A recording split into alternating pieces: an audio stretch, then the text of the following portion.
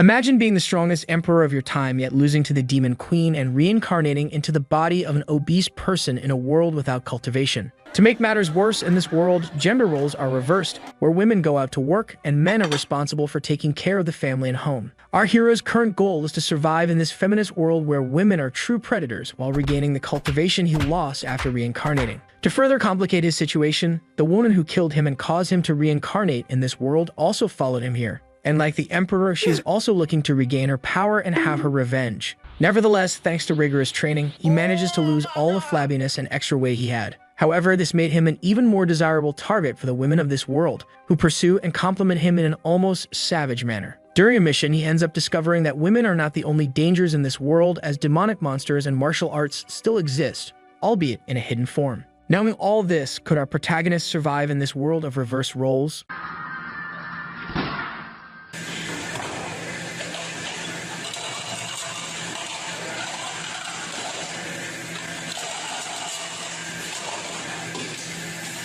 The story begins with our protagonist seeing a news article on the internet stating that the daddy gun style, according to some users, is ruining male mentality, and that in the past, women were considered intelligent and capable of reaching the heavens, but this style is tearing down that image. While reading all this nonsense on the internet, our hero wonders exactly where he has reincarnated. It has been 2 days since he arrived in this new world, and he still hasn't gotten used to the heavy body. Before coming to this world, he was the emperor of his generation. Every time he visits a news site, he only finds reports of robberies. In that world, there were no cultivators, just a modern world where the concepts of men and women were inverted. The power of that demon he had fought was so immense that they lost their bodies, but he survived by sheer luck. It was a miracle that his spirit managed to travel to another world and find a recently dead body to reincarnate into. Speaking of which, his name seemed to be Lin Mo. In his memories, he was a rich kid who studied at a first-class private school. Lin had no idea if that demon had also come back to life, but either way, before recovering his strength, he needed to live as Lin Mo. For that reason, even an emperor needed to go to school.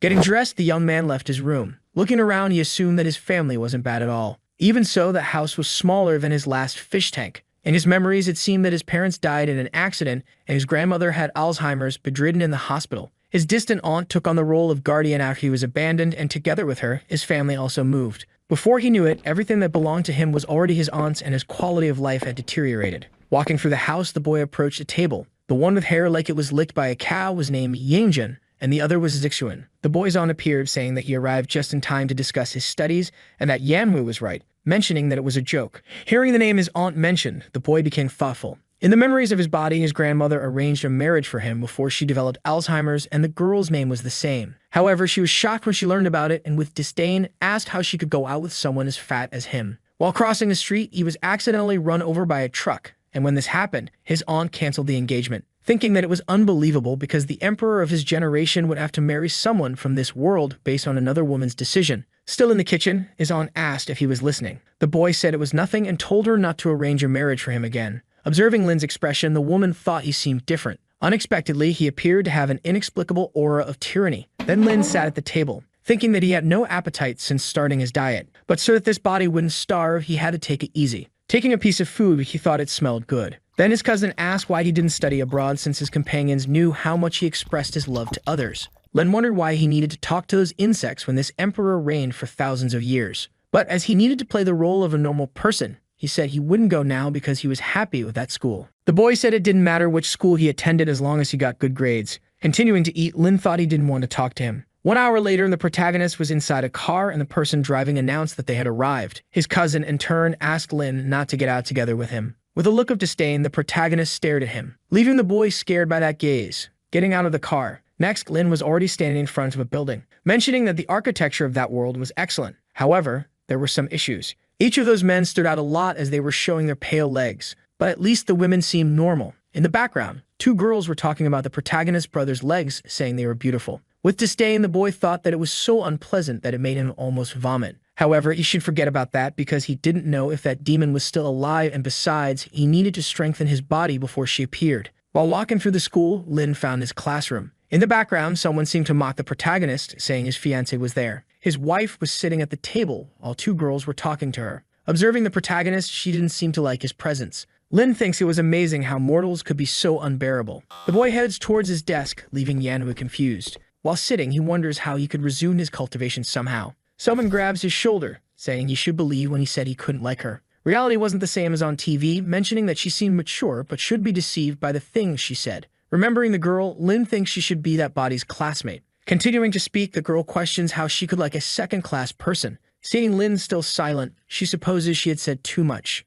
saying he still had a chance with Yanhui, who might like him if he lost some weight. Then the protagonist asks her to say what she wanted to say. The girl asks how he knew she was plotting something, and Lin mentions that she wasn't that kind to act that way. Then the girl really wanted to ask a favor, asking him to play a game with her, saying it wouldn't take long, and as a reward, she would introduce him to a girl more beautiful than Yanhui. There was a mountain that couldn't be reached alone, but she had contacts to help climb directly, so she was thinking of going during the summer, mentioning that the place was impressive at night and he would regret it if he refused to go there. Lin thinks of a rumor that high mountains attract spiritual energy, and that mountain was the closest to that region, so there was a high chance it had energy at the top. Also, it was a great opportunity for that body to lose weight by climbing the mountain. Accepting the proposal, he mentions he wasn't good at games, making her happy. The girl says there would be a match against an idiot from class 3 who loves pretending to be good, so after class, they could use the computers in the computer club. Sometime later in the computer room, the girl mentions she had reserved the room just for them, so no one would bother them. Sitting in the chair, she asks Lin to log into a user account.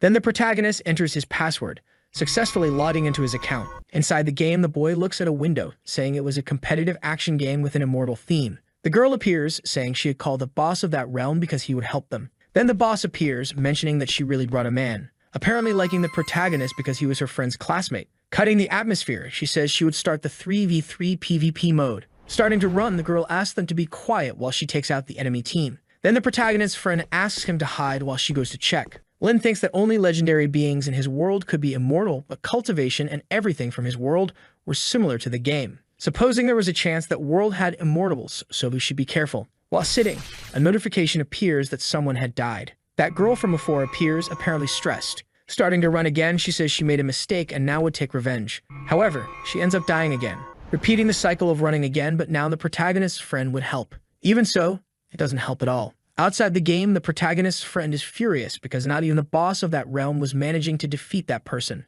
telling the protagonist to be careful because Flying Feather was on the way, but Lin was completely calm. While running, the boy thinks he had developed his fighting instincts for thousands of years, capable of using them even in games. During all that, the other team was still chasing the protagonist while two girls fawned over the person playing. Then the girl says he couldn't escape her. Looking back, Lin sees someone following him. Stopping running, he thinks he was an emperor and therefore had never been pursued. Noticing that Lin had seen her, the woman quickly hides. The protagonist in turn affirms that it was a quick reaction and that body couldn't win since in that game the attacks were hard to use. Outside the game, Lin seemed to use an ability. The woman observing the protagonist mentions that he was a novice who had no idea where he was. Therefore, that was a positive point as she approached the boy. Quickly, Lin uses the keyboard and mouse, launching an attack at the woman. Suddenly, he hits her and a notification of a dead player appears. On the other side, they were surprised that the protagonist managed to win. Standing up from her chair, Lin's friend says she didn't know he was that good. Noticing him still, she asks if he is okay.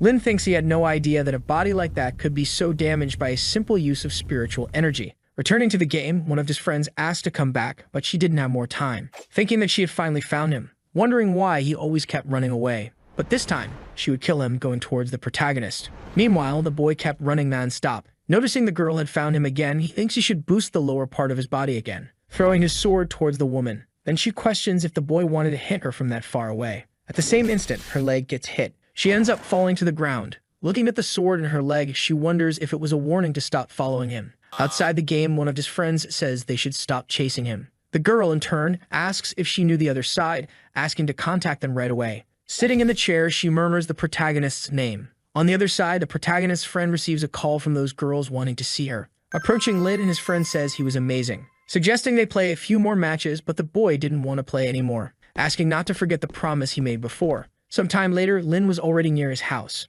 In his room, the boy lies down, mentioning that his body was very fragile. The next day, while going to school, his cousin calls him, asking him to explain to his classmates that the marriage with Yanhui wasn't real. Then the protagonist says there was no need to explain what was false. While walking away, his cousin says he was very arrogant. Inside the classroom, his friend notices his presence, asking if he knew who that girl from before was named Zhao Yutang, mentioning that, surprisingly, she was from their school. It seemed he went through a lot since he lost his love, mentioning that the girl wanted to see him and he didn't need to worry because she wouldn't do anything to a guy. But even before finishing the sentence with a threatening look, the protagonist observes him. Suddenly, he doesn't finish the sentence. mentioning that it wasn't Momo Baby. Then a girl walks towards the protagonist's table. That was Yanhui, saying they needed to clarify things and should say it was just a fake marriage. Lin's friend says she was going too far after all. Lin Mo was just a boy and should have more compassion. The girl questions what that had to do with anything and if she liked the protagonist. Entering the conversation, the boy says that whether it was true or false, there was no possibility of him being with the girl, asking her to leave.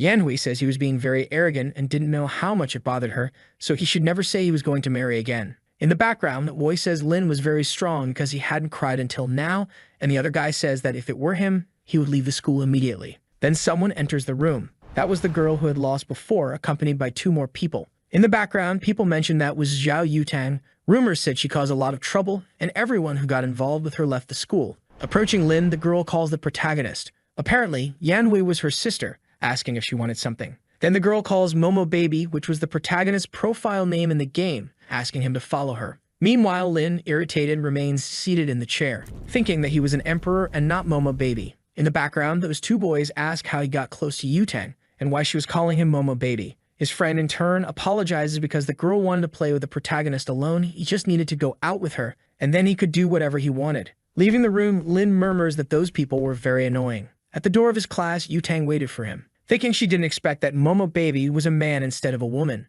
stating that it was fun because in the past women fought with combat skirts, but now it has become a norm for them. Then she starts asking Lin several questions, wondering if he was the one who defeated her in that game. She orders him to find her after class as she wanted to duel with him alone. But Lin says he didn't play that game and had only won by luck, saying he was going back to class. Irritated, Yutang wonders if the boy didn't know who she was. Then the other girl affirms that it was not surprising Lin wasn't afraid of her since he had no love left in his heart because he had been abandoned. Yutang, in turn, gives the order for her to bring the boy at noon. Returning to the classroom, a group of boys ask what Yutang had sent to him. His friend says the girl had been attracted to the protagonist and just wanted to play with him alone, telling him not to worry because she would take him to Wushu Mountain on the weekend and also arrange some girls. With a threatening look, Lin tells her not to bring anyone else. Imagining supposedly illicit things, the girl feels embarrassed, saying many things and that he shouldn't be interested in her. Then another girl appears, saying that Yutang was waiting for the protagonist. However, Lin was no longer in the room. In the cafeteria, Lin was eating while people in the background mocked him, saying he ate too much.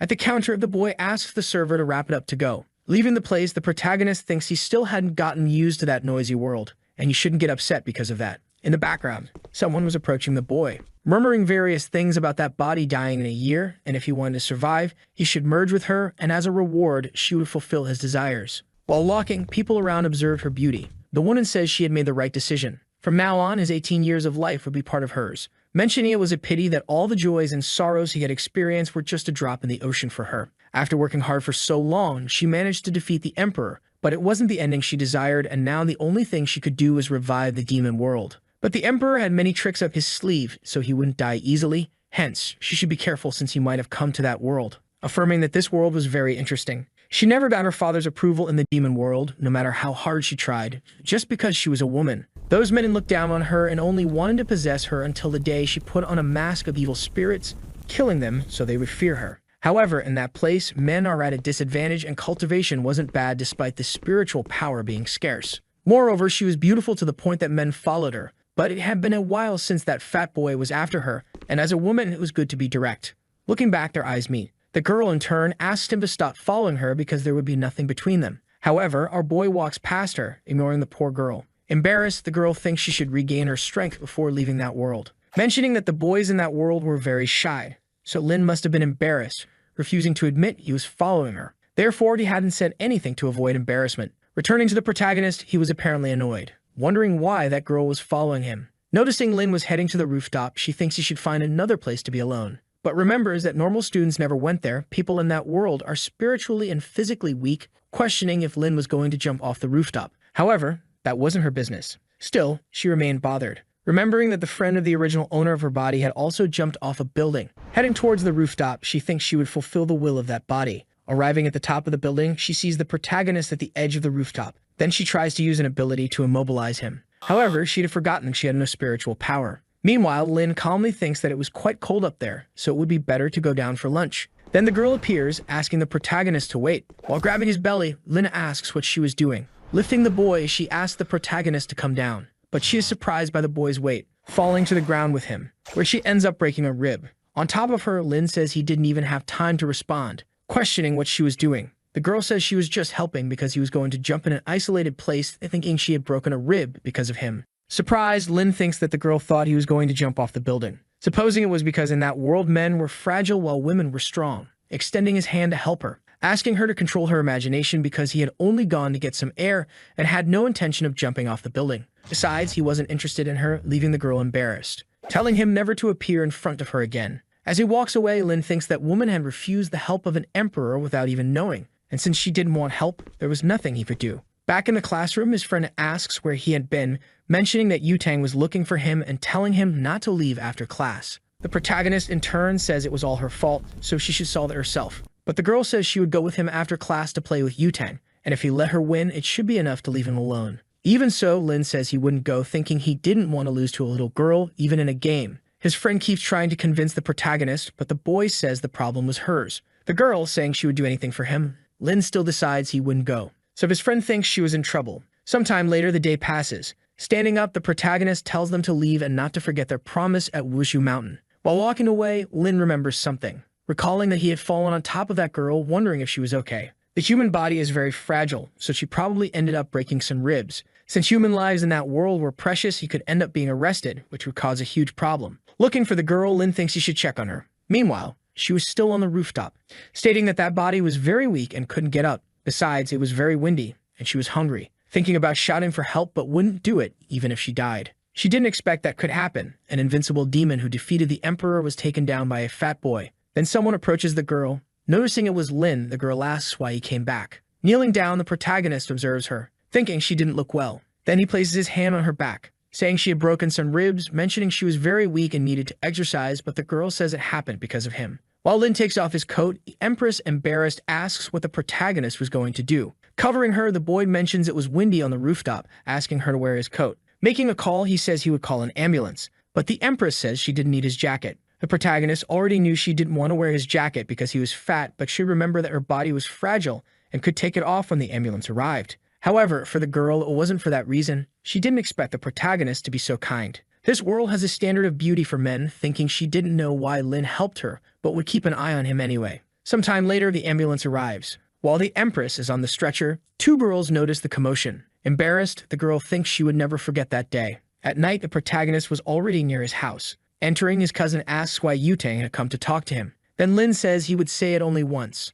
Zixuan, in turn, thinks that Fat Boy had a sharp look, mentioning he was more aggressive lately, saying that Yutang must not have gone after him on her own and must have caused some trouble. Because of that, he would ask his mother to throw him out of the house. Then Lin, questioning what he was talking about, mentions that it was his house. Zixuan, about to slap the boy, says he had asked for it. With no effort, Lin grabs his hand. While squeezing his arm, he thinks he was very weak, so weak that it wasn't even worth continuing. On the floor, the boy says it hurt, going to tell his father that Lin had hit him. Appearing in the kitchen, his father asks how he dared to hit his cousin, saying he would deal with him. But with no effort, the protagonist also grabs the man's hand, surprised that Lin Mo had grabbed him so easily. Lin in turn says he would give him advice to never mess with him. Crying, the man says he was an abuser, calling the protagonist's aunt, saying he was causing trouble. Arriving in the room, she tells them to be quiet. Staring at Lin, she thinks the boy was different, saying she didn't want to know what happened and just to apologize to his uncle. Lin in turn thinks that she was the first person to ask an emperor to apologize, saying he wasn't wrong and therefore wouldn't apologize. However, she says that if he didn't apologize, he wouldn't receive his vacation allowance, but the boy says he didn't need it. Entering his room, Lin wonders if she was talking about money, remembering that without it, he wouldn't be able to go to Wushu Mountain. He had nothing to sell in that house and no savings. Thinking of selling some clothes and shoes, Lin opens his computer, surprised that a buyer responded so quickly. 3 girls in the comments of the post were asking personal questions and if the items still had his scent. Surprised, the protagonist thinks he was never afraid, not even of demons, but those women scared him. Even so, he would sell to make money. Wondering why money was the first problem because he should first regain his strength. The body is the foundation of cultivation, and if he could absorb spiritual energy, money wouldn't matter. A few minutes later, the boy was completely exhausted, and without spiritual power, the body couldn't handle it, so he had to forge his body from scratch. Then he receives a call from his friend, saying she wanted to talk about Wushu Mountain, mentioning that her friend said he was going there and asked if it wasn't better to go another day. Lin says it wasn't a problem and they could go anyway, so the girl says the bus would leave in the morning so he shouldn't be late. The next day, the protagonist goes to the table for breakfast. Zixuan asks why he woke up early and if Yanwei hadn't asked to go out with him, but the boy remains silent. His cousin, in his thoughts, wonders why he wasn't responding and if he was planning something, saying he could continue eating like a beggar because his bus had arrived. Near the bus, Yanhui calls the boy, saying she was scared so they should get on quickly. Inside the bus, she says Lin has been different since she rejected him, mentioning that last night he pushed Zixuan while arguing with his father. Yanhui, in turn, says she always knew it wasn't a good idea to take Lin to Wushu Mountain, affirming that he was also going, and the other girl says he looks like a whale pacifier, so he wouldn't be able to climb. Then the protagonist's friend appears, saying they were in the same class and shouldn't talk about him like that. The girl thinks she didn't expect Lin to come, but he wasn't afraid of Yanhui, so she would stay with him so he wouldn't feel alone. Then Lin appears on the bus. While going to his seat, Yanhui stops the protagonist, asking why he pushed Zixuan. Interfering in the matter, the protagonist's friend says it must be a misunderstanding because Lin was a calm person, calling the boy to the front of the bus because it had a beautiful view. At the front of the bus, she asks the driver to stop at the next stop to pick up another person. The protagonist, in turn, hopes that when they reach Wushu Mountain, he wouldn't be disappointed. Looking to the side, he notices a girl riding a motorcycle, stopping the motorcycle in front of the bus. Suddenly, the bus is forced to brake. Removing the helmet, it was Yutang. The protagonist's friend gets nervous, fearing she stopped the bus to go after Lin Mo. Leaving her seat, she says she would talk to her. Questioning what she was doing there, Yutang says she was looking for that fat boy. Observing Lin, the girl mentions that if it weren't for his size, she would never have noticed him. Then everyone starts laughing at the protagonist. Yutang says he shouldn't go to Wushu Mountain and that it was better to go with her to play video games, and if he did that, she could make his wife return to the relationship. But the boy didn't want to know about it, asking her to leave him alone. Then Yutang asks if she was bothering him, thinking that if it weren't for him, she would never have lost even once in her life, questioning if he would go with her or not. Then Lin seems surprised, noticing that the girl's necklace had a bit of aura, thinking that his refining technique was a bit poor, but that was something difficult to craft in that world, wondering if cultivators still existed, saying he would play with her after climbing the mountain. Then the protagonist's friend suggests they all go to the mountain. Yutang asks if Lin was really willing to climb that place. It seems he wasn't popular and was fat, so she would watch him try to climb that mountain. Meanwhile, another guy appears, saying he has a seat next to him, suggesting she sit beside him. But the girl doesn't care and calls one of her friends to take care of her motorcycle, asking if Lin had that game because she wanted to play with him now. However, the protagonist says that if he won, he wanted something in return. Accepting the offer, Yutang says that if she lost, he would have to be her servant forever, ignoring another guy while talking to Lin. Then the other man asks Zixuan if Lin was good at games and why Yutang insisted on playing with him. Zixuan, in turn, thinks he has no idea what's going on and the protagonist is a nuisance. Back to Lin, the boy was playing that game with Yutang again. Noticing an opening, he prepares an attack. Yutang is surprised because he was attacking at high speed. Taking the hit head-on, the system informs that Momo Baby is the winner. Outside the game, Yutang still can't believe she lost, asking how he managed to have such incredible precision. But the protagonist says every move of his was calculated, and that game is very easy. Then the girl thinks he was a genius, but little did she know he used his cultivation to stimulate his brain. Since Lin had won, he should ask for what he wanted. Lin, in turn, asks for 10,000 in cash. Yufeng asks if that was all because she could make his ex-fiancé come back to him, and if he was willing, he should become her training partner from today. Ignoring the girl, Lin still asks for the transfer, thinking he had secured the money to forge that body. Taking out her phone, Yutang makes the transfer. Moreover, she adds her phone number, so he should answer if she called. But he shouldn't call her or give her number to anyone. The protagonist thinks that even as an emperor, he didn't have such arrogance as hers. Standing up from the chair, the girl says there was very little space, ordering Yanhui to move to the front, making the girl nervous, thinking she was doing that after so much effort to sit next to Zixuan. Standing up, Yutang tells her to hurry up. Yanhui thinks about scolding her sister but can't do it in front of everyone. Then Zixuan says that Lin wanted to say something to her, so she should see what it was. Standing up, the girl goes towards the protagonist. In his thoughts, the boy is happy because he could sit next to Yutang. Trying to introduce himself to the girl, Zixuan only gets a sharp rebuke from Yutang, telling him to shut up, thinking that if she knew that boy was so insufferable and wore so much perfume, she would have preferred to sit with the protagonist. Arriving at Wushu Mountain, the students are surprised by how high the place is. Then the protagonist's friend tells everyone to follow her and not lag behind. Half an hour later, Lin Mo, observing those boys, thinks they were much worse off than he was. When he managed to recover his powers, he would punish them every day for centuries. The protagonist's friend, noticing that no one was there to help him, thinks she couldn't assist him because if someone saw her with him, she might get strange looks. 20 minutes later, Lin Mo was still climbing the mountain, thinking he couldn't go any further because he had the least endurance in the group. Those boys seemed delicate, but were actually quite fit. Noticing that Lin couldn't continue, his friend thinks that since she brought him to that place, she should help him. Asking if the boy needed help, but Lin Mo says she could go on her way, because he could still continue. Thinking that this exhaustion was nothing compared to the things he went through in his previous life. The protagonist's friend wonders why he was making such an effort for that, saying she would go ahead, and if he couldn't climb anymore, he could let her know. People in the background are surprised because the protagonist had already climbed halfway. The other boys, already exhausted, couldn't continue. While thinking about giving up, Lin Mo, determined, continues to climb.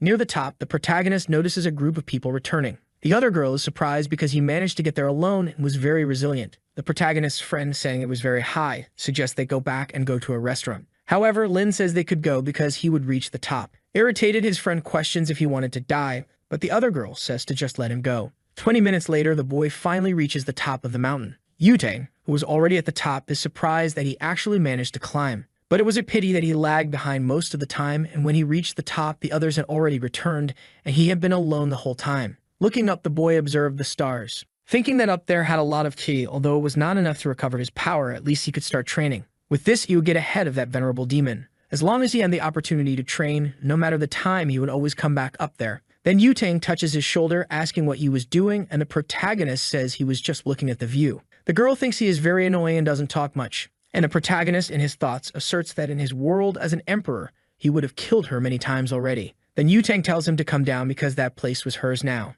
Lin mentions that he was very tired, so she should help him down. Yutang says she wouldn't bother him anymore that day, handing the protagonist a snack. From now on, he would be her companion, and since she was bored, she would go down first. Opening the wrapper, he realizes it was leftovers from the girl's snack, mentioning that in his previous life he had eaten many beast carcasses, so that was nothing. Sitting down to meditate, the boy thinks he should start by cleansing the marrow. Sometime later, it gets late. The protagonist's friend on the phone with him asks if the boy really wasn't coming back. Lin Mo says that place was pleasant, so he would stay during the holidays. Fiddling with his phone, he thinks he should notify his aunt. Calling her without any ceremony, he already informs her that he would be away for a few days during the holidays. Ending the call, the receptionist asks what he could do for the protagonist. Then the young man asks how much an individual room costs for 2 months, and the man says it was 8,000 yen. Thus, Lin Mo continued his training during the holidays, day after day, climbing the mountain non-stop. The training was rigorous, but the fruits would be worth it. Then 2 months pass, and the protagonist's friend says she was arriving and if his bags were ready.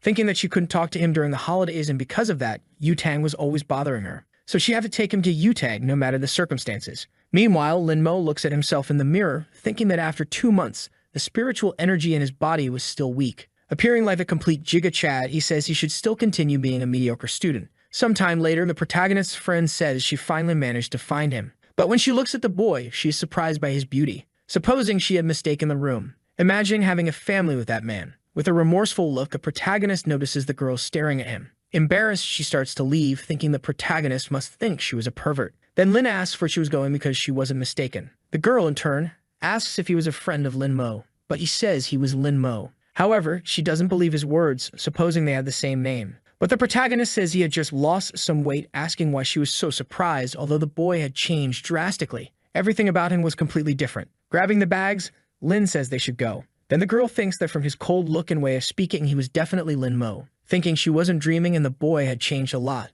affirming that it was worth not treating him badly in the past, asking him to carry her backpack. However, another girl appears, offering help to the protagonist. Quickly, his friend approaches the car, opening the door for the young man. Inside the car, she mentions that he now looked very handsome, asking if he had been climbing the mountain all this time. His efforts certainly paid off, and when Yanui saw him now, she would regret breaking up with him. So now many girls would be kind to him, but he had to understand that it was all falsehood, so Lin asked her to just shut up. Afraid, his friend wonders if the protagonist hated her for not climbing the mountain with him. If she had been kinder before, he might have fallen in love with her, and they would have a perfect love. However, there was still an opportunity because she was still the closest to Lin, saying that he must have been through a lot and that they should go out to eat something, but the boy just wanted to be taken home. Sometime later, the young man was already at his house, and his friend says she would see him in a few days. Then the other girl asks if she wasn't going to take the protagonist to see Yutang. But Yunshu says she wouldn't take him anymore, thinking she couldn't take a beautiful lamb to the wolf's den. The only thing she needed to do was use Lin's account to play. Then Lin Mo enters his house. The whole family is surprised by his appearance, asking who he was and how he had entered. But the boy says he is Lin Mo and had just lost weight. Even so, the Zixuan doesn't believe it was him because even if he lost weight, he wouldn't be that handsome. Then his mother asks him to stop yelling, asking if the boy had had some surgery. The boy mentions that she had all his money, so he couldn't have done that, questioning if he would receive his allowance that semester. His aunt said she would cover all his expenses and also buy a new uniform. But if he did anything bad to his cousin or uncle again, she wouldn't give him another cent. Standing up, Lin says he was already satisfied, and his aunt thinks he really was the protagonist. The next day, the young man was in a car with his cousin going to school. Zixuan asks why the driver was driving slower this time, so the girl says she would go faster, thinking she couldn't help but look at the protagonist because he was very handsome. So she just wanted to keep observing the boy. Then Lin gets out of the car. Everyone around is surprised by his beauty, wondering who that boy was. His cousin, envious, questions why Lin was drawing so much attention. Noticing that the girls were taking pictures of him, the young man thinks something wasn't right. Soon after, he enters his classroom. Heading to his seat, another girl wonders if he was a transfer student. Lin, in turn, thinks he had just lost weight, but just because of that, he was already a little better than normal. However, he usually wouldn't attract so much attention, wondering if it was because of his aura. At the classroom door, a commotion was happening. Yutang, holding the protagonist's friend, says she would give her 3 minutes to bring that fat boy to her, but Yunshu says there was no fat boy anymore. The girl mentions that she would regret it if she continued lying, so Yunshu says she would tell her where Lin was. Pointing to the protagonist, she says he was Lin who had lost weight over the holidays. Observing the boy, Yutang seems not to believe it. Furious, she says that guy could never be Lin, but Yunshu is telling the truth. The protagonist in turn says the girl wasn't lying, saying she would train with him whenever she wanted and to meet after class. Then Yutang asks who he was. Again, Yunshu says he was Lin and had lost weight over the holidays while climbing Wuzhu Mountain. In her thoughts, Yutang wonders if it really was the boy, questioning if it really was that fat boy while the boy asks her not to call him that anymore. Noticing he had the same voice and behavior, she affirms that he really was Lin, saying it didn't matter if he was fat or thin because he should wait for her after class. Yunshu says it had been someone else who had played with her before and Lin had joined just to complete the group, so the protagonist wasn't very good at games. With a threatening look, Yutang observes her, asking if she dared to say that Lin didn't know how to play, mentioning that yesterday she had used Lin's account to try to deceive her, so she was the most arrogant person who tried to do that. While leaving, Yunshu asks for a chance to explain, thinking that now Yutang would never leave her alone. Two girls appear, asking how she knew it was Lin. Even if it was the boy, he couldn't have become so handsome, so he must have had some surgery. Then the teacher appears, asking everyone to take their seats because class was about to start, saying she was curious to know how their holidays were. However, she ends up being surprised, asking who that student in the back was. Yunshu, raising her hand, says it was Lin who had lost weight during the holidays. Surprised, the teacher says he had changed a lot and must have worked hard to achieve it, asking if the boy wanted to sit at the front that semester. Quickly, a girl responds no, mentioning that Yunshu had promised they would change places with her. Another says she had grown a lot during the holidays, so she should also go to the back. Yunshu thinks they were trying to take her seat but wouldn't let that happen. The teacher, asking them to stop arguing, says the first person to change places would be Yunshu. While two girls remove her from her seat, the protagonist's friend pleads to let her stay in her seat. Another guy asks Zixuan if Lin had had surgery to become so handsome, and the boy responds that there was no other way than that. The teacher says the odd numbers would stay in the same position and the evens would change with the adjacent ones, saying that Li Jiang would sit with Lin. The other girl asks if Jiang was really going to sit with the protagonist, and the girl says it's okay because she couldn't let Yunshu have him for herself. Looking at his classmate beside him, the young man notices that he was a bit chubby and quiet, so there would be no one to bother him. Yunshu, standing at the front, cries for losing her seat. Then Lin Mo stands up from his seat. A group of girls start flattering the young man, saying they would be exhausted if they had to climb the mountain every day, and another asks if he could give some advice to her brother.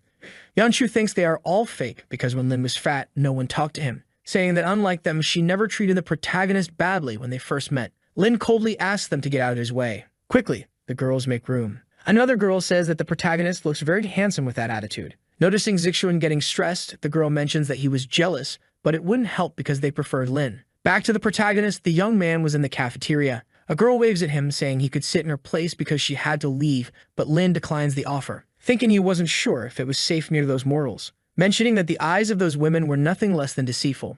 In the background, Yan Hui questions if it was really the protagonist. Zixuan asks if she regretted breaking up with him now that he was handsome, and the girl responds that she wasn't that superficial. Another girl appears, saying she wanted to go after Lin Mo, asking if she could help her, mentioning that it didn't matter if he had surgery or not because she always liked him for his personality. Then Yan Hui calls her a hypocrite. Hearing what she said, she thinks hypocrisy was thinking that was surgery, and if she could get those beautiful legs of Lin's, she wouldn't care if they were fake or not, saying she would go after the boy alone. Meanwhile, Lin Mo was walking through the school. Then Yan Hui appears, saying she was there to apologize for everything, mentioning that it had been sudden for her, and she still didn't want to get married. Accepting the apology, the protagonist walks away. Asking Lin to wait, the young man questions if she had more to say, affirming that she really felt sorry for everything she had said. Lin continues to walk, making Yan Hui wonder why he was so cold, supposing she might have been the reason he changed so much. Outside the school, Lin Mo hopes no one is on the rooftop. While walking, he encounters the girl whose ribs he had broken, wondering if she wanted to steal his spot on the rooftop again. Looking back, the girl notices that Lin has been following her for some time, mentioning that he looked like the protagonist, but that man was more handsome. Then Lin walks past the girl, feeling relieved because she thought the young man would talk to her, questioning if he was also going to the rooftop. Catching up with the boy, she notices he was climbing the stairs. Quickly passing him, she heads to the front. Noticing that the girl was in a hurry, he wonders if she really wanted to steal his spot, questioning how a mere mortal wanted to do that. Their eyes meet, and each perceives the other's intention. Quickly, they start running to secure their places. The girl thinks the protagonist was very annoying, questioning if he shouldn't behave like a gentleman. Also, how could he run so fast, mentioning that she wanted to give him an advantage, but if she lost, it would be a disgrace for the women of that world. Meanwhile, a girl watches the commotion. Back to the two, the girl asks why Lin was running, and the young man asks the same of her. Then she questions why he wasn't running after her, but the young man says he would never do that. Irritated, the woman says not to talk to her like that. A boy like him who didn't care about ladies could never get married. Lin Mo wonders how an emperor could think about marriage, a man of high status from a generation of great emperors, responding that she wasn't kind either because she was fighting just for the rooftop. Arriving at the rooftop door, they block the entrance. Suddenly, they start fighting to see who gets there first. Lin, in turn, thinks he would have to use brute force to clear his path, which ends up with him grabbing the girl's chest. She ends up feeling embarrassed. The protagonist, also embarrassed, feels that sensation, quickly reaching the rooftop first, saying that from now on, that place belonged to him. The girl questions how he dared to do that and if he knew who she was, mentioning that just now he had done that. Saying he had touched her, the protagonist approaches her, giving a slap to the poor girl, affirming that she had touched him first, thinking that he almost forgot that men in that world were fragile and couldn't act carelessly. Then the girl calls the protagonist shameless. Taking out his phone, Lin says if she didn't leave, he would call the police. The girl, in turn, says she was already getting angry. Recording the woman, the young man asks her to say what she had said before, but then she seems to remember something, recalling that women who hit men in that world were despised. And if she were caught doing that, she wouldn't be able to attend that school anymore. Thinking that he had taken advantage of that to hit her, even if he said it to someone, it was certain that the one who would be believed was the protagonist, saying that this time he would leave, but next time he wouldn't lose, claiming that it was very complicated to deal with men. Lin thinks she was happy to have gotten out of that situation, mentioning that the girl was very annoying. Remembering that there was an update on the news from this morning, she grabs her phone. Looking at the news, she ends up surprised. The news reported numerous chickens on a farm that were suspected of being infected with a virus, which ended up turning them into dried corpses. Observing that chicken, Lin Mo seems to recognize it, remembering that the demon from before had a sword that would suck any creature that touched it down to the bones. But in her final battle, that sword had exploded, and then her own sword also exploded, trying to protect her, sending her to that world. Wondering if that demon was really dead. Since to become immortal, Lin had to follow the path of heaven, but in exchange, she only had to kill people to gain her power. That's why she needed to investigate what was happening. Sometime later, it was already sunset. As Lin was leaving, the girls were still fawning over the protagonist. Yunshun appears, saying she would accompany him to Yu Tang's house, but Lin Mo says it's not necessary. Even so, the girl insists on going, mentioning that Yu Tang and her sister were very dangerous. She tells the story of a time when a boy was tricked by his classmates and ended up with a tragic fate. However, the boy thinks he doesn't want to go to that place, asking Yunshun not to get too close to him, but the girl says he's interpreting things wrong. Entering, she's surprised to ask if he wouldn't see Yu Tang again, and the boy says he has more important things to do. Yunshun questions if he didn't know that she had been looking for him all summer, and the young man says they would discuss that later. The girl, in turn, asks him not to worry because she would explain everything to Yu Tang the next day, remembering that if she helped him, Lin might end up thanking her. Meanwhile, the young man was in a car, thinking that the farm was outside the city, and if that demon was there, he would eliminate her even if it damaged his soul. Sometime later, Lin Mo arrives at the location, thinking that he still had little soul left, but it would be necessary to use it. He apparently starts to use some magic. Looking at a house, he notices demonic Kai, thinking that it was extremely strong, assuming that demon had really survived. Looking to the side, he notices someone approaching. A person says they had seen the protagonist from afar. Taking off a helmet, it was Yu Tang asking what he was doing in the middle of nowhere. Lin, for his part, wonders how she got there, thinking it couldn't be a coincidence meeting in the middle of nowhere. She says she called a taxi to take her home, but on the way, she realized it was taking her out of the city, so she decided to get out of the car. Irritated, the girl asks if he still thinks he's that ugly fat guy from before. Now that he's handsome, he'll meet plenty of girls who only think with their lower brains. Mentioning that handsome young men are the main targets when it comes to trafficking, she says he shouldn't forget to warn someone when he gets into trouble. Asking him to hold her helmet, she says she's going to call the police, asking if he remembers the car's license plate, but the boy replies that he doesn't. Then the girl says she's going to deliver some messages and will be right back. Lin, for his part, thinks that Yu Tang was just immortal, but could also track demonic energy. Then he realizes she has returned. Mentioning that losing weight was causing her problems, she asked him to hand over her helmet, Putting it on her head, she says she didn't want to get into trouble. However, she feels embarrassed, thinking that the boy was more handsome than those motorcyclists on the internet. Lynn wonders if that was a protective helmet, and the girl thinks he really was handsome, questioning how she had that ridiculous idea, mentioning that it was her customized helmet, and if she broke it, she would give it as a prize to the mean girls, saying that it only gives her a headache. Looking where the girl was heading, he notices it was exactly where the demonic energy was. As he was worried, he would go see what was happening. Returning to Yutang, the girl seems to pass through a place she shouldn't, where an old woman notices her, questioning who the girl was looking for. Quickly, Yutang pulls out a gun, saying she had a lot of courage not to run when she saw her. Desperately, the woman says she shouldn't place a prank because it was against the law. Then Yutang asks if she knew the demon cultivator's law, but the woman says she was just a chicken farmer. Stealthily, she draws a dagger from her sleeve. Yutang, perceiving the woman's intention, fires her weapon. With her arm bleeding, the woman begs not to be killed. The girl mentions she was a good actress, but would have to be better to deceive her, using a spell that turns her weapon into a sword. Even so, the woman insists she was not a demon cultivator and had nothing to do with that incident. Yutang says she is now only capable of refining chickens, but in the future could be refining people, mentioning she had little cultivation time, but was better than a monk. Then the woman asks how she didn't notice that, saying she would go further if she refined her. Yutang says that was encouraging, quickly advances on the demon, stating that the result wouldn't change, stabbing her sword into the monster's chest. Lin Mo, watching from the background, thinks that energy seemed to be from a demonic sword. Yutang, in turn, seems surprised, for her sword had no effect. The girl thinks that energy was completely different from the demon cultivators she had encountered before, questioning what that creature was. In an instant, the monster advances on Yutang, where she narrowly dodges, assuming that if she took that attack, she would surely die. Again, the creature envelops magic in its fist. Then Yutang takes a piece of paper. It was a spiritual talisman thrown towards the monster. However, it has no effect, where the demon again attacks the girl. Suddenly, she is thrown against the wall, as she coughs blood as she thinks she couldn't believe she had lost.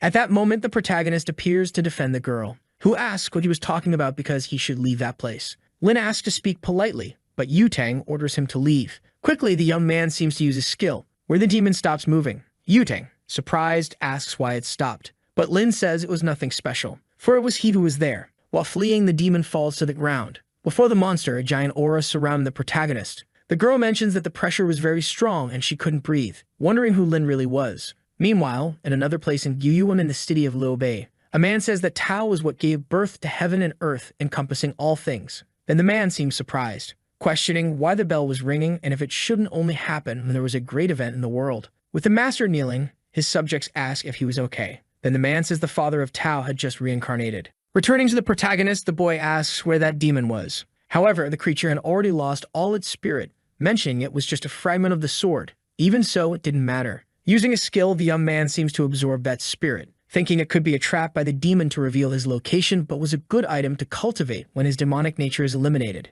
The only thing he had to do now was to take care of that woman. Behind the protagonist, Yutang says he was very handsome. Using magic, the boy orders her to forget what she had seen. Then Yutang faints. Observing the girl, Lin thinks her spiritual root was of the highest quality and that was incredible, even in his world. But that meant there was a good place to cultivate in that world, otherwise it would be impossible to reach that level. Soon after using his skill, the boy feels a pain in his chest, assuming he had overloaded his residual soul, thinking he should leave that place, where he ends up encountering two girls mentioning he was very handsome, and that they would take him to a nice place, but Lin asks to let him go or they would regret it. Then the girl says he was acting tough, asking him to be a little more gentle. Irritated, the protagonist thinks that as his soul was damaged, he couldn't use his strength. Grabbing his face, the woman says he should obey her. Meanwhile, Yutang was behind the two, asking them to get out of her way, throwing a punch at the woman who narrowly dodges. The other woman tries to attack Yutang, but the girl dodges and counterattacks, quickly delivers a kick to the other, where she ends up knocking them both out. Approaching Lin, she asks why he didn't defend himself because when encountering people like that, he should strike with all of his strength at their weak point. The boy, questioning what the vital point was, hears Yutang respond that it was the chest and asks if he didn't even know how to defend himself. Leaving, the girl says she would take the young man to her house. When he was about to take off his helmet, Yutang asks why he did that, telling him to just get on the bike. Getting on the bike, the two head towards Lin's house. The protagonist thinks that in his past life, holding a girl without being in a relationship would be considered indecent, but in that world, they didn't think much about it. However, that vehicle was very fast, mentioning that with his sword, he could go faster than that. In the dead of night, the two arrive at their destination. Lin, thanking for the ride, asks how much he should pay, and the girl questions what he was talking about. Calling him fat, she mentions that just a moment ago the boy was scared and the protagonist asks her not to call him that. Then Yutang says that before Lin didn't care when people called him that. In the middle of the conversation, the girl remembers something, saying that the protagonist had deceived her again and left her waiting. But the boy says his family taught him he should go home after school because he couldn't walk alone, saying he had waited for her before. However, Yutang mentions that she had an emergency. Then her phone starts ringing. Answering the phone, Yutang asks if everything was already done, affirming that the target had a very powerful evil Kai. Mounting her bike, she says she had something to do. While heading to her destination, the girl stops at a corner, thinking that the protagonist's shampoo scent was bothering her. Returning to Lin, the boy thinks he needed to recover. Then Zixuan calls him, questioning if he was causing trouble with Yutang again. Yanhui, in turn, says the boy didn't know how to control his words and was trying to say that Yutang was a bit stressed. Lin, ignoring the two, continues heading towards his house. Inside his quarters, the boy sits next to his door, assuming that if he continued using his power, he could end up damaging his foundation. At least he got a sword fragment that he could use to cultivate. Soon after, someone knocks on the door. Yanhui appears, saying she wanted to talk to the protagonist. Noticing she wasn't with Zixuan, he thinks the girl wanted to be alone. Then Yanhui says it wasn't just about appearance, but the more time she spends with her cousin, the more she realizes she liked the protagonist. That's why she wanted to apologize for everything she had done, asking if his grandmother wouldn't want them to get married. Before she could continue talking, Lin closes the door. The girl, begging, asks him to believe her, saying they would get married. However, as Lin was an emperor, he didn't want to lower himself to that level, thinking that he thought he had already reached the maximum level of spiritual formation, but still had a long way to go.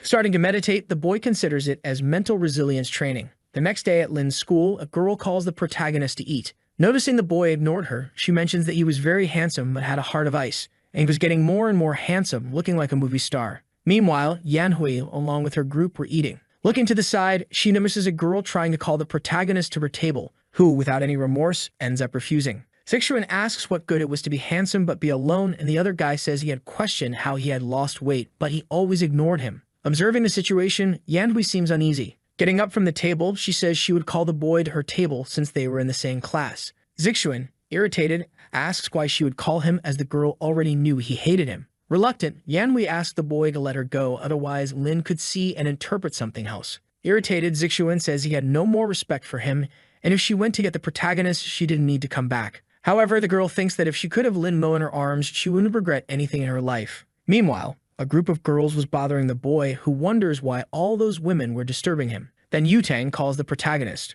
ordering him to immediately go to her table. The boys, observing the commotion, suppose that Yutang supposedly liked Lin. Yanhui, desperate, thinks that girl was the worst who could take Lin's attention. The boy, in turn, can't believe that woman was still calling him fat. Looking to the side, he finds that girl from before. Quickly, he starts walking, remembering that there was a possibility of her stealing his place on the terrace. As the young man walked, Yutang noticed the boy in a hurry. The girl next to her said that Lin had become very arrogant after becoming a bit more handsome, asking who he thought he was. Furious, Yutang sent a message to the boy saying she would kill him after class. Back to Lin, the boy was approaching the terrace. However, that woman was already in his resting place, saying that since she arrived first, Lin should leave. Refusing to leave, the young man mentioned that he had won the race before, so that place belonged to him. The girl said she had let him win because he was a man, asking if he thought she would lose. Then the boy suggested they go downstairs to bet on another race to settle it once and for all. Irritated, the Empress said that the boy only knew how to run and asked if he had any other skill besides that because if he continued that way, he would never get married.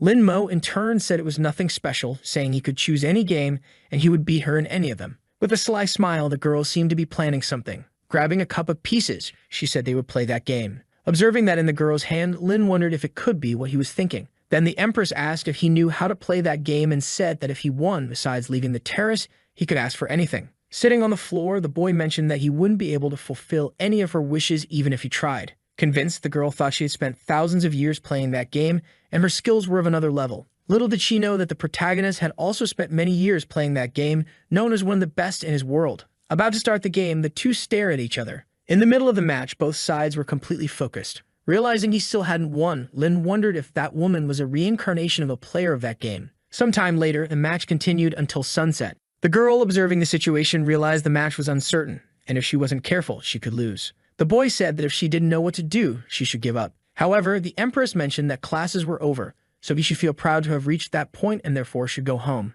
Right after, Lin's phone started ringing. Thinking he could never give up and would only leave that place with a victory. The girl, in turn, couldn't stand the noise of that phone anymore. Taking a picture of the board, she mentioned they could continue the match the next day. However, when she was about to get up, she felt a shock in her leg from sitting for so long, where she unintentionally fell on top of the protagonist. Lynn, in turn, felt a very cozy sensation. A moment later, the girl was completely embarrassed, saying she couldn't believe it. Then Lynn slapped his forehead, saying that next time she should keep her magical spheres away from him or he would call her a pervert. The girl thought it was already the second time he had hit her, and when her strength returned, she would make him regret it. But during the night, she would study tactics to win her match. Outside the school, Lin Mo picked up his phone to answer the call, realizing it was Yu Tang calling him. Furious, the girl questioned why he didn't answer and where he was, ordering the boy to go to the school gate. The young man thought that Yu Tang spent most of her time at school playing games and even so had a high level of cultivation, so he would find out today what her secret was. Near the gate, Yu Tang asked why he took so long, questioning the reason for staying at school after skipping all classes.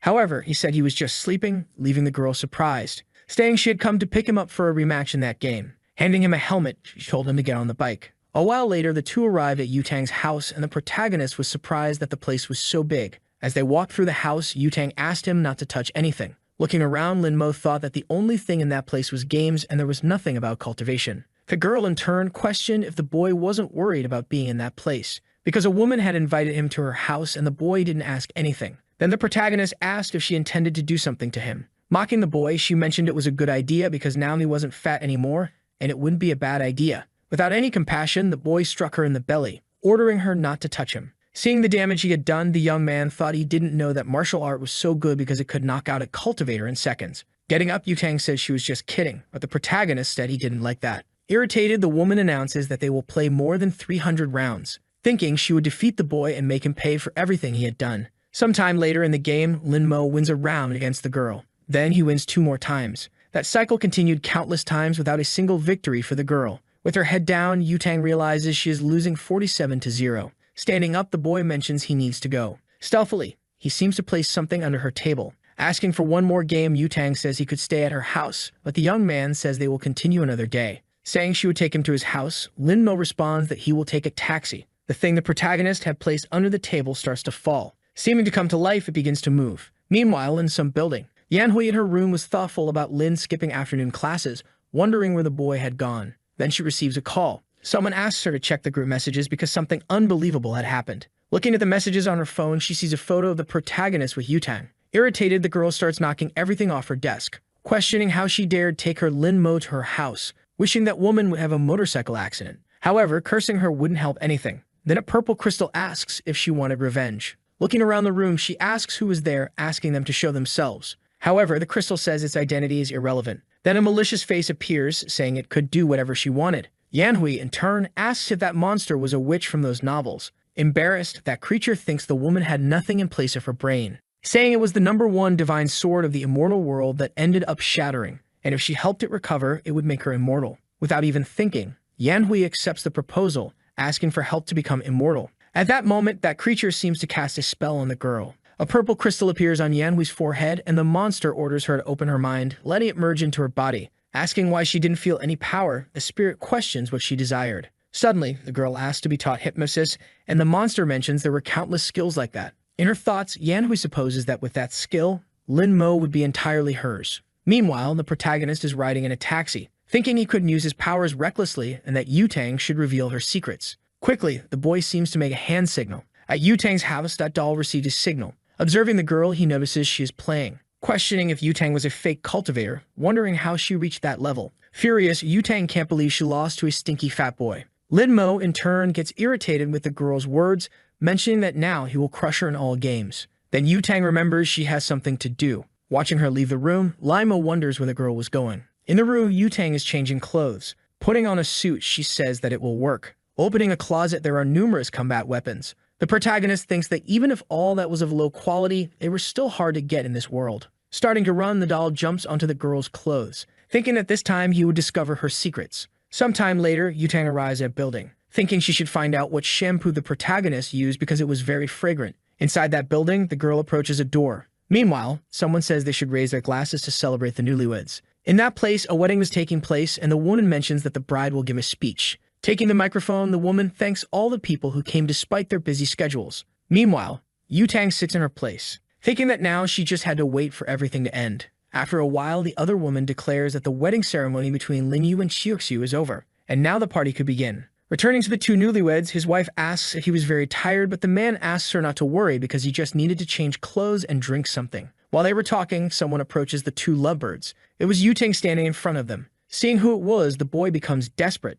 The bride, in turn, asks if something was wrong. Then Yutang says that now that her wish had been fulfilled, it was time to go. Starting to transform, the man asks if she thought fulfilling her wishes was that easy. At that moment, that boy transforms into a werewolf. When he was about to attack, Yutang used a talisman. Dodging the attack with a jump, she drew her sword, attacking the wolf from above. With one strike, he was knocked to the ground. Holding his neck, she thanked the girl, and in a matter of seconds, his head disconnected from his body. Desperate, his bride tried to save the man. In his thoughts, he apologized to the woman because he would never see her again, mentioning that this form was a stupid way to die. Returning to human form, his wife ran into his arms, begging him not to die, ordering them to call an ambulance to save him. Furious, the woman said she would kill the girl. Yudang, in turn, mentioned that she didn't know her husband as he was an expert in draining energy from women, turning them into slaves, saying she was just doing her job and it was nothing personal, using a talisman to make them forget everything they had witnessed. Right after, the bride fainted. Calling someone, Yutang said she had finished her job and now they should take care of the rest.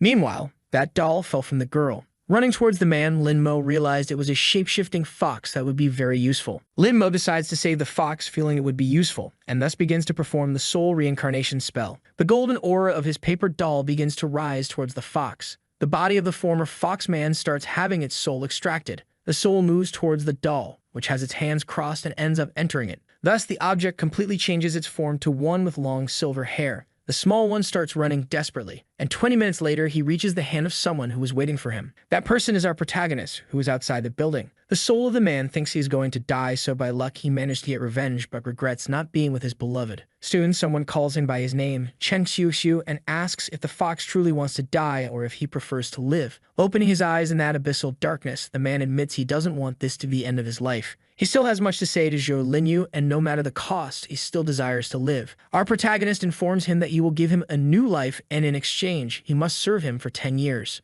Thus, the small one opens his purple eyes, revealing an adorable appearance now of a young fox man with long gray hair. He looks around at the ritual he is in, seeing our protagonist, who remains silent. Xiuxiu has never heard of such powerful magic and wonders if it was this young man who summoned him. Soon, he looks up, recognizing that this is the most powerful man he has ever known in his entire life. The small one ends up falling to his knees inside the ritual. He introduces himself as Chen Xiuxiu and says he is there to serve his master, expressing great gratitude for this opportunity to be under his orders. Lin Mo desires that he tell him everything he knows about cultivation in this world. The fox promptly agrees and asks where he should start, to which our young protagonist replies that he wants to know about the cultivation method. The small apprentice explains that due to the scarcity of energy in this realm, cultivators travel to other secret realms. They are completely limited because all are controlled by powerful clans and families. He then reaffirms that even an ordinary practitioner would not be able to join a sect without connections or background. Everyone is taken in by the clans, but only to be used as furnaces and eventually destroyed for cultivation. Our protagonist realizes that this has become an evil cultivation practice, which the small one confirms,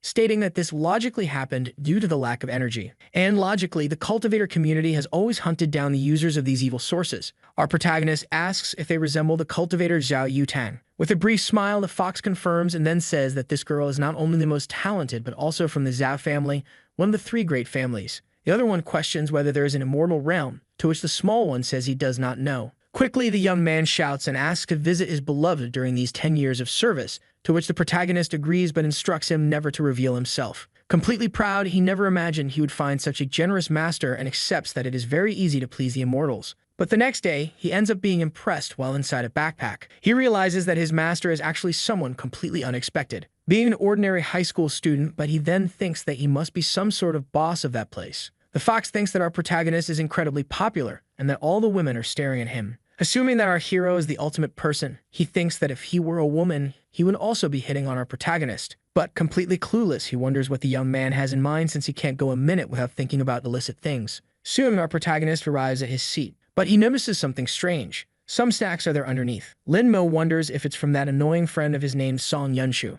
His ex Dian Hui approaches, saying she remembered his favorite snacks and bought them for him, and Lin Mo can't believe it was her. The cousin of our boy approaches, asking what she is doing, and becomes extremely angry. She claims that our hero is her fiancé and that it's normal to pamper him a little, which makes the man completely furious. With tears in his eyes, he prepares to slap the girl while calling her a bitch. He grabs his hand with extreme force while telling the boy to stop. Our protagonist is impressed that his cousin couldn't even manage to slap a woman. The girl says she will only say this once and ends up stating that she will punish him if he continues bothering our boy. This leaves the purple-haired boy completely helpless and crying. He runs away from there, leaving the girl alone. She says that if anyone bothers him, he can call her and she'll come back to solve everything for him. The girls think it's ironic that she now shows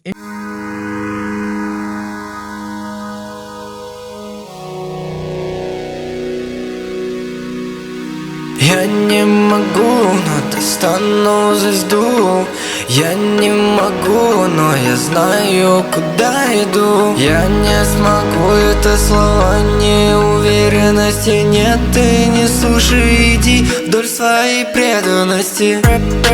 Преданность, преданность, преданность, преданность, преданность,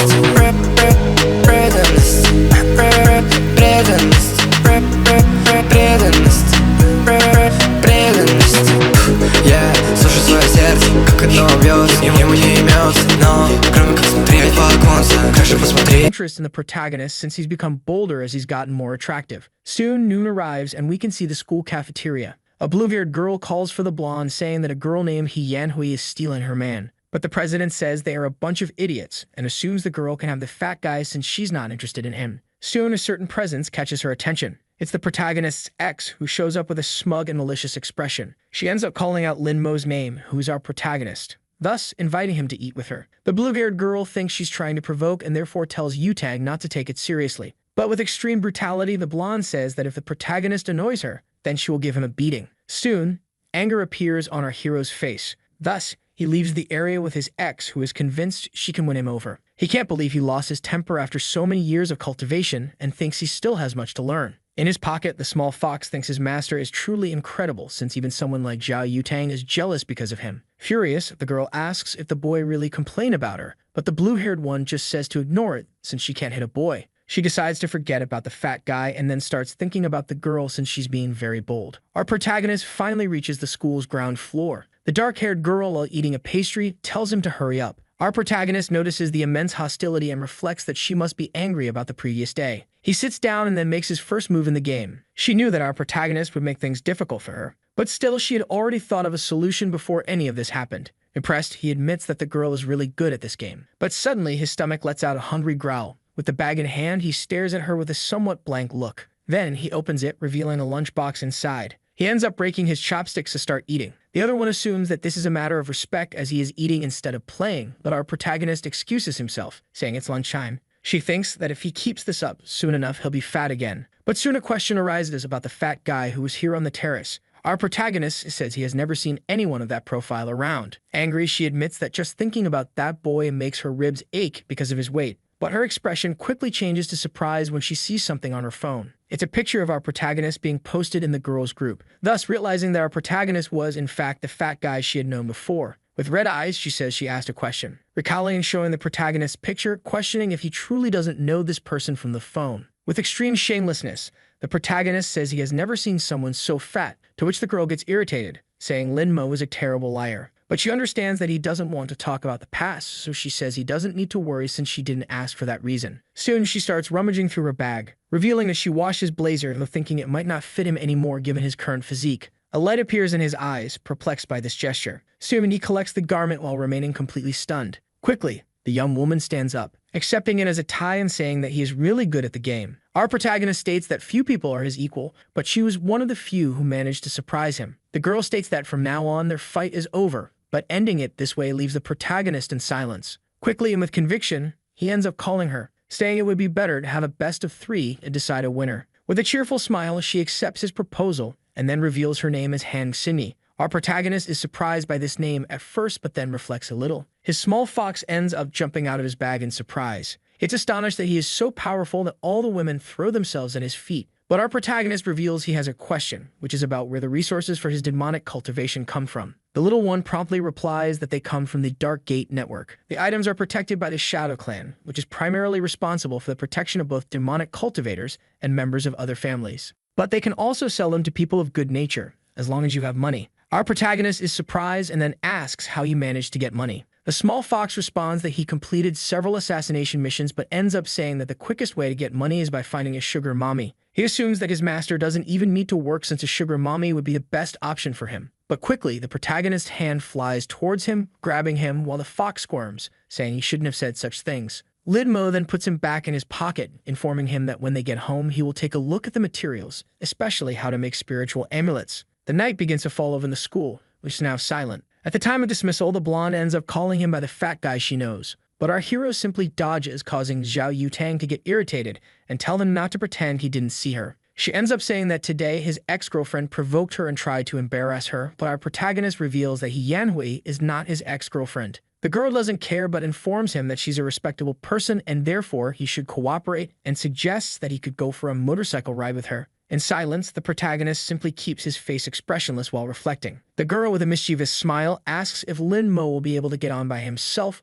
or if he'll need her to carry him. When he agrees, they both go to the motorcycle and she calls him a good boy. Behind a lamppost, someone watches the blonde and curses her for going out with her precious Lin Mo. A shadowy voice ends up asking why she doesn't hypnotize him. But the younger one reveals that she wants the protagonist to willingly give himself to her body and soul. Soon both leave the school in a desperate rush. The protagonist notices this and says that Yutang is going too far. With a mischievous smile, she says he's too naive for believing the words of a woman. In a broadly suggestive manner, the protagonist asks if she's really interested in him, leaving her blushing and confused. The motorcycle comes to a sudden skid stop. With a red face, she asks if she hasn't made it clear enough that she isn't interested in him, to which the protagonist asks if she really doesn't want him. The girl tries to refuse with all her might, and the protagonist just accepts, saying that they're just colleagues, so she shouldn't get too involved with him. Yutang ends up revealing that there's a line of people wanting to be her boyfriend, and even so, if it weren't for the games, she would have never looked at the protagonist. In our young protagonist's pocket, the small fox thinks his master is truly surprising. He wonders when he placed that paper doll on her and moreover,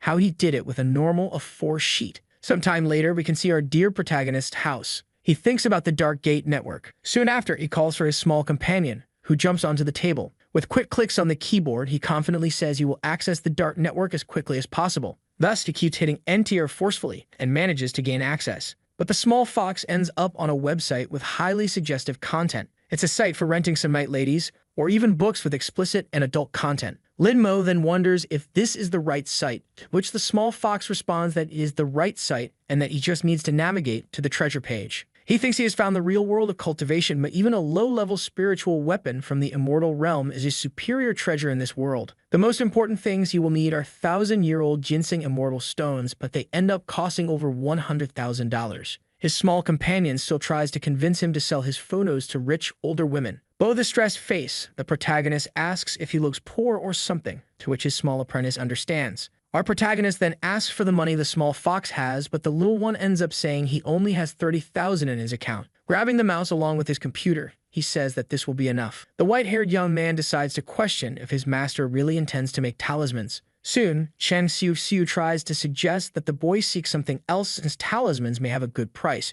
but they are difficult to make and the materials they have are of low quality. Our protagonist informs him that he will only make low-level talismans to sell them, so he tells him not to worry about anything. Shortly after, he moves away, instructing him to return to training, and his small apprentice thinks that with these materials, they will only be able to create junk and useless things. The next day, we see Lin Mo now wearing an outfit that hides his identity along with a mask and glasses. A man in a van asks if the delivery is for him, to which he responds as the White Fox. Thus, the large box is handed to him, and the delivery person asks for a 5-star rating for his excellent service. The young man assumes that this is truly a fast delivery service, so he considers leaving a rating. In his pocket, his apprentice informs him that the Shadow Clan has a business network that rivals even the big families. Soon after, we see a few minutes later where the protagonist stares at 2 papers on his desk. The small white fox wonders if he really intends to make these talismans. He has heard that the talisman masters of the great family spend years training before they even start, and even then, only 30% of them succeed. Our young protagonist sighs while closing his eyes. Shortly after, he begins drawing the symbols on the paper with extreme agility.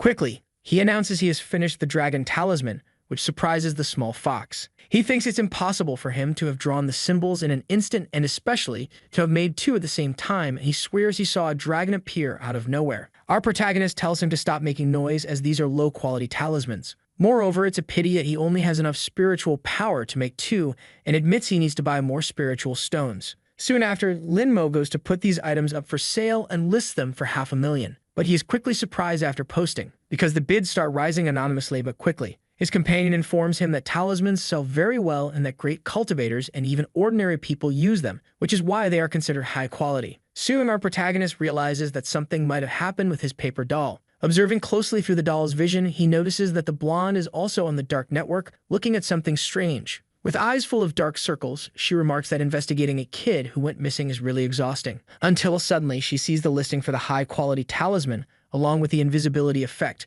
which seems quite convincing. She assumes it's a good time since she doesn't know this demon, and it's better to be prepared to watch him if necessary. Our protagonist thinks that a spiritual stone might be useful, and moreover, a missing demon is truly strange, and he wonders if it could be the venerable demon. We then see the next day at school, precisely during lunchtime. Our dear Lin Mo climbs the stairs until he is interrupted by 3 boys. They end up insulting him and asking how he dares to disguise himself to get the girl's attention, but that on the inside, he's still the same trash. Our protagonist keeps his expression dark and neutral while looking slightly down. His ex-girlfriend says she's enjoying this hypnosis more since it's giving her an unbelievable opportunity. But with an arrogant and especially threatening look, the protagonist warns them to get out of his way, which irritates the people in front of him. The boys, unconvinced, ask if Lin Mo has lost his will to live and then decide that they will kill him at that very moment. But before he could hurl more insults at the protagonist, he was caught by his massive hand. Our young protagonist pushes him against the wall in a single brutal move. The impact was so powerful that it knocked him out, and with an irritated look, our protagonist glances to the side. He sees the 2 other goons looking horrified, questioning if he really desires death. His ex thinks this is the moment to intervene and have the protagonist in her arms.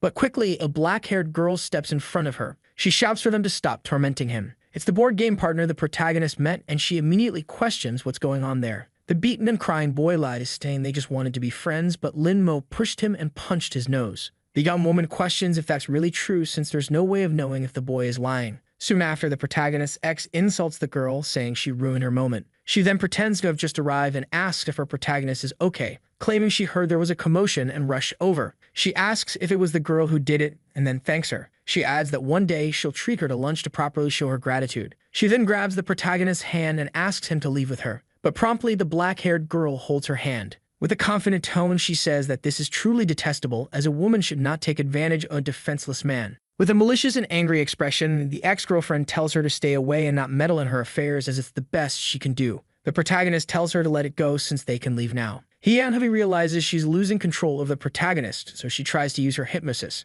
But the hypnosis is promptly nullified and doesn't work on our hero. The demon accompanying her informs her not to use magic for the rest of the day, as he has a bad feeling. The black-haired girl states that she heard the younger girl had dumped the protagonist. She then walks past her, making her angry by saying she pities her. But the brown-haired girl stays rooted to the spot. Trembling with anger, she can only think of how unpleasant this girl is and calls the protagonist a shameless dog for not obeying her orders. Later, after classes, we see the protagonist arrive at his home. He is in front of the computer with his small companion. Ken Xiuxiu then mentions that someone offered 2 spiritual stones and a lot of money, understanding that this person really knows how to do business. Our protagonist realizes the offer is from the blonde girl and wonders if she is a member of the Phoenix Group, adding that it could be a trap. Lin Mo comments that his companion had told him that the Phoenix Group was responsible for eliminating demonic cultivators, so there's no reason for them to be involved. But the small fox reveals that a trap isn't necessary, as the Dark Gate network already cleans his demonic cultivators daily with the help of the Phoenix Group. Then a small notification pops up on his computer. He notices that the chosen meeting point is Fangtong Station, a seemingly ordinary place.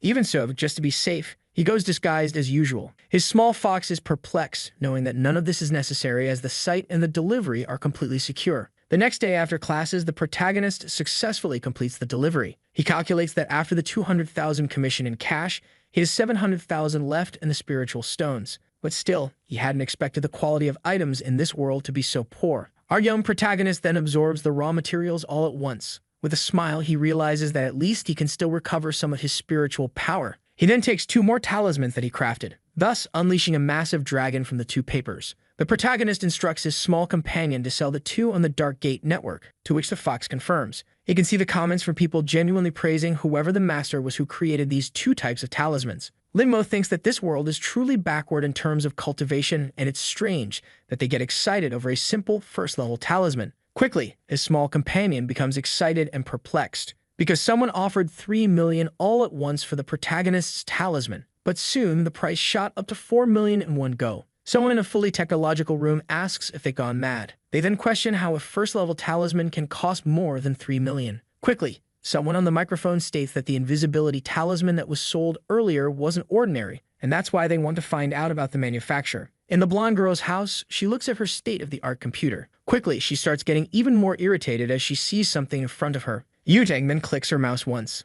thus adding another million to the talisman auction. Our protagonist simply watches the prices rise with his arms crossed. He had to cover his small companion's mouth so he wouldn't cause any disturbance. Quickly, the bid reached a peak of 15 million in cash. The comments are from people wanting to make an offer to the protagonist and especially asking if they can meet. Our young hero realizes that this is all dangerous, so he decides to disappear for a while since all the cultivators in this world will probably come after him. But at least he'll get something good out of it and decides to check on the progress of the blonde girl who was betting in the auction. Sometime later, we see the girl's house. Our protagonist notices that she's still investigating the disappearance of the boys, all of them being virgins, and it seems to have something to do with the Demon King. Looking at the screen, he notices that Yutang is conducting real-time surveillance. But at the same time, our boy feels a bit uncomfortable with it, as he didn't know she was into this kind of thing. She becomes tense upon seeing such ugliness on her computer screen and ends up slamming the table, saying that the boy is horrible and that not even his hairstyle can save him. The horrendous person then decides to search the internet for something, looking for tips to look better in photos.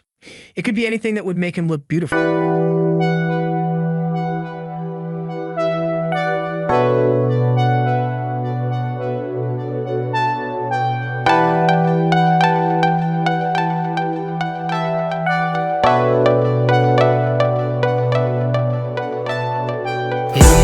На море, я сегодня смотрю на море, Сколько разных историй залило это море. No babe, no scroll me, тебе не надо быть so much скромной. Посмотри на это море, обрати взгляд на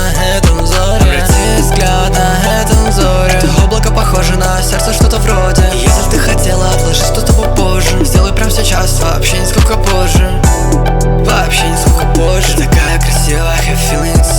So he still searches for eccentric filters. Other things cross his mind too, such as plastic surgery and facial harmonization. But there's something more. Things like having a flat stomach, long legs, and even removing love handles. Our dear Yutang feels she can't continue living after seeing such an atrocity on her screen. She admits that not even the fat guy is as unbearable as this disgusting person. Sometime later, we see the school during lunchtime. Our protagonist notices that the blonde girl said something irrelevant to him, until suddenly his attention is drawn by someone in front of him. It's the black-haired girl who asks if he wants to play, and if Linmo doesn't want to, that's okay, as she doesn't want an easy win. Silence fills the air as the protagonist looks at the board game. Soon he admits that he isn't feeling well and decides to leave. He acknowledges that he doesn't want to admit defeat, but the young man also doesn't want to take advantage of the situation in any way. Our protagonist then goes to the edge of the terrace. Climbing up to get some air, he thinks that if he wants to obtain the power of Yang, he'll need to create a formation, and the most powerful ones are the demonic ones. If only Linmo had some tea, and perhaps it would be possible to do what he desires. The girl warns him not to accidentally fall, to which he just smiles. Our protagonist then walks toward her, humming softly. But Hianhui, who had been watching everything secretly, becomes even more irritated. Soon, our hero is stopped as he's leaving the terrace. It's the brown-haired girl who is extremely angry at him. Our young protagonist promptly asks what's wrong with her, to which she tries to speak with a dark expression on her face. But Han Xinyi, who is with the protagonist, tells her to stop bothering him. Then the younger brown-haired girl tells Han Xinyi not to dare touch her man, as he belongs to her down to his nails and teeth. Hianhui turns and tells the girl to just wait, and she'll see her painful death. Linmo watches her leave, wondering to himself when he became hers. Sometime later, as night falls, we see the protagonist's ex-girlfriend's house. As she takes a stressed-out shower, Yanhui thinks and admits that she underestimated our hero. She thinks she should have pursued him from the very beginning, but she assumes that this time he will belong to her completely, without any hesitation. With a psychotic expression, the girl decides she will hypnotize him tonight to make the boy her obedient pet from now on. Her aura spreads through the air until it reaches the protagonist's house.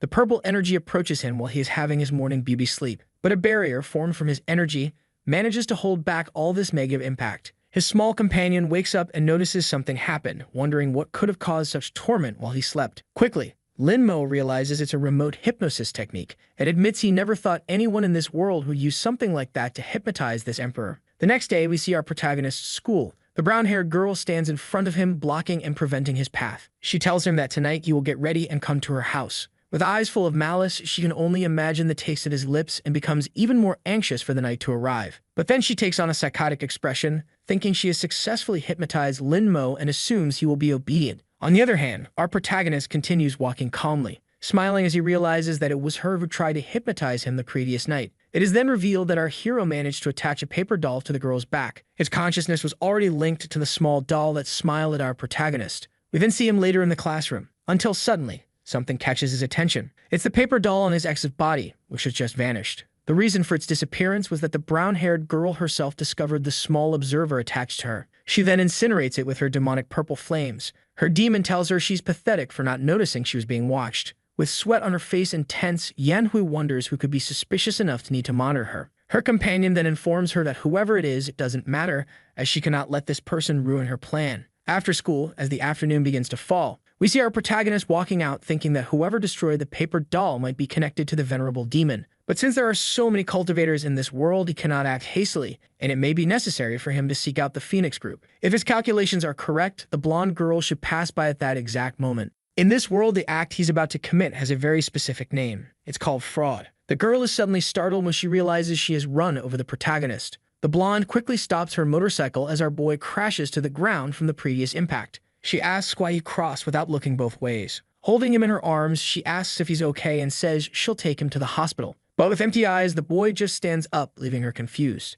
With a mischievous smile, Lin Mo admits he has learned to be bad in this world he finds himself in. The blonde wonders what's wrong with him and even tries to pull him back. But the protagonist reveals that he is going to his ex-girlfriend's house tonight because she's expecting him for a special night. She is shocked by such a statement, since she knows that's not in his character. Suddenly, surprise shows on her face as she realizes something more. She tries to call the protagonist back, telling him to return to his senses, but he walks past her, leaving her completely stunned. Yutang wonders if the fat guy was really hypnotized. She then makes a gesture with her hands to break the spell. She draws a star in the air using her fingers, resting her hand on the boy's forehead. The shine in his eyes, which had vanished before, starts to reappear little by little, but quickly fades again. She realizes it had no effect and questions whether the person who cast this spell is really that powerful. Soon, the blonde beauty decides to use the Phantom Redemption Seal, applying a heavy, magical palm to the forehead of our protagonist. This brings him back to his previous state of mind, which he had clearly been pretending. With his hand on his face, he asks what's happening and why he's there. The blonde says she was about to ask him that and questions whether, by any chance, Lin Mo had met up with his ex-girlfriend. He admits he did, but asks what it matters, as she's going to see her fiancé. Completely flustered, the girl says that he had appeared in front of her and was hit by her motorcycle, so he should follow her to the hospital. Yutang wonders how our hero can say that after being hit, but she says she doesn't want to, and if she feels guilty, she can pay his medical expenses later. The girl grabs him by the collar, leaving him completely agonized. She then rubs a piece of paper in his face, saying she'll write him a check because she doesn't want to worry about a lawsuit from him in the future. She tells him to spend it on whatever he wants, but warns him not to use it against her in the future or he will regret it. Our dear Lin Mo wonders if writing a few thousand zeros will be enough to exchange for a few hundred spiritual storages. The girl then speeds off on her motorcycle. Yutang tells someone over her helmet communicator that she needs all the information on the protagonist's ex-girlfriend as she's a suspect, which the person confirms. Soon, she arrives at the house of the girl who was once interested in our protagonist. Removing her helmet gracefully, she extends her hand, which bears a special ring. Then she releases her magical sword at once. She proceeds to make dozens of cuts on the doorknob to open the door. The cuts are so precise that the door itself falls, but the doorknob remains attached in the shape of the door. She walks in, seeing some family photos. They don't appear to be of her family, but rather of two boys who seem to be her friends. She then reaches the protagonist's ex-girlfriend's room. Realizing she's completely obsessed with thousands of photos of the protagonist pinned to her wall, she even notices several manuals about our protagonist and decides to see what they are. Curiously reading, she flips through the pages slowly. Her face begins to turn red from the indecency of the contents. She assumes that everything there is very perverted and decides to put an end to it, until her communicator informs her of a new problem. It says that Yanhui has disappeared suddenly and suspiciously. The girl realizes that based on the young woman's plans, it's likely she has something to do with the missing persons cases, and she must inform the team to issue a missing person alert. She then thinks that Yanhui is extremely clever for having devised such a precise plan in such a short time. At the protagonist's house, Mike fully envelops the place. He starts to think he's seen enough, and it's easy to imagine that his ex-girlfriend has some connection with the venerable demon, which is why the Phoenix group must prioritize her.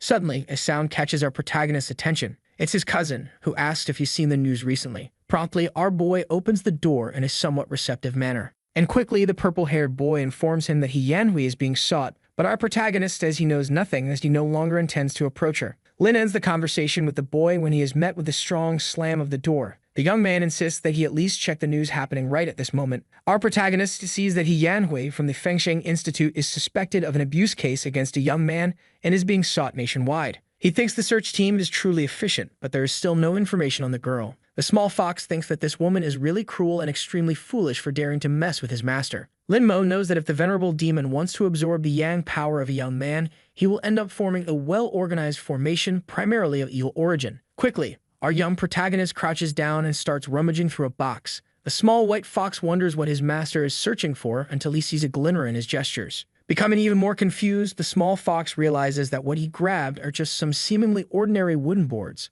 Our hero lets out a tired sigh. He then channels all of his energy into the two boards at once. They begin to disassemble and reform into a shape that suits his needs. It becomes a kind of manual compass made entirely of wood. The small fox is astonished that he managed to create such an ancient oriental compass in such a short time. Our boy thinks that, with the venerable demon's ability, it will be impossible for the Phoenix group to find her. That is, unless they use this compass to locate the malignant energy. Our young protagonist begins merging the two boards at once, turning it into a tracking device similar to a radar. A massive explosion occurs, causing a startled cry from the small fox. That light artifact from before now feels heavier with energy after merging with a low-level stone. The fox is stunned by this incredible sight. Quickly, the spoon that serves as a needle to point the direction begins to move. The small servant of our hero realizes that his master is truly powerful, having made a simple board work so effectively as a radar. Our protagonist then asks the small fox to hold it, to which the little spirit complies. He then asks his master what makes this compass so special. Quickly, our protagonist explains that it is used to locate places with the highest concentration of yin energy in the city. Suddenly, something catches the young man's attention,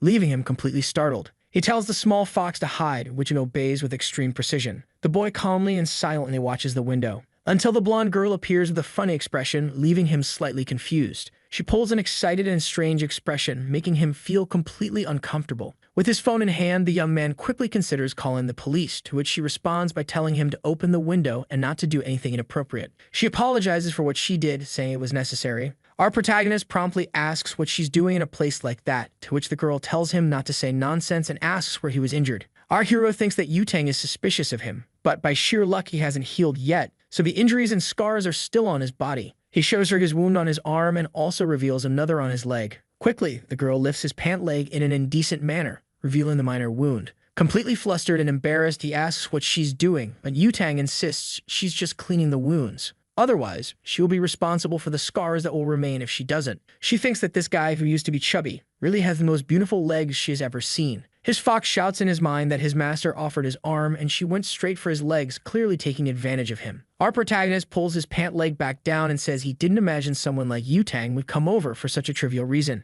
But the girl reveals she has a question, which is about him being one of the last people to have seen Yanhui, and she asks what she told him. The boy admits he doesn't remember anything that happened after seeing her. The girl then steps back through the window and says that this was all useless, so she's leaving, but the boy wonders why she doesn't exit through the door. Soon after, Lin Mo, being completely cautious, asks her to wait. He finishes by offering to act as bait to help her if she wants. Quickly, the girl blushes with embarrassment, having seen something seemingly indecent, that being the well-defined chest of our boy, visible due to his shirt. She leaps from the balcony, saying she will accept his offer, but our protagonist notices she agreed a bit too quickly. The next day, the sun rises at the school. Our protagonist arrives in his classroom with extreme flamboyance. The girls approach him completely worried as they heard that Yanhui is an abuser and are concerned about what she might have done to him. Our protagonist, being completely cold, reveals that he is fine and tells the two to move out of his way. Suddenly, another girl arrives, telling everyone to come and see as a very handsome guy has just transferred into their class. All the girls quickly move, heading toward the location to learn more about this new person. The girls near the new green-haired boy ask for his name. He promptly introduces himself as Shen Lishan and says that since they are in the same class,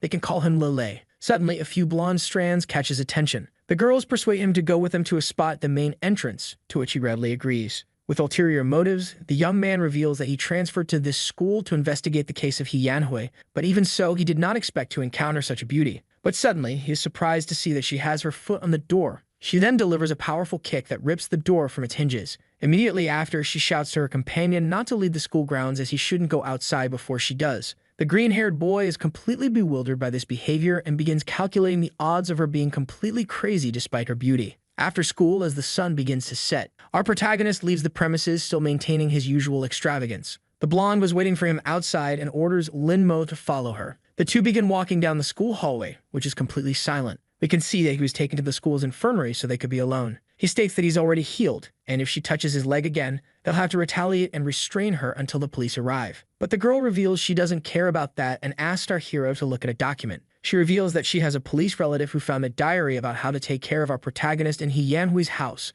which is clearly a lie. Even though the boy has read it before, he is still surprised to see some rather questionable fetish details in the pages. Blushing, the girl says that her plan seems to have a detail about observing men and taking them to her house, and apparently, Lin Mo was one of those men. But the protagonist says he never imagined she was a pervert and should have figured it out earlier so he could prepare himself in case something like this happens.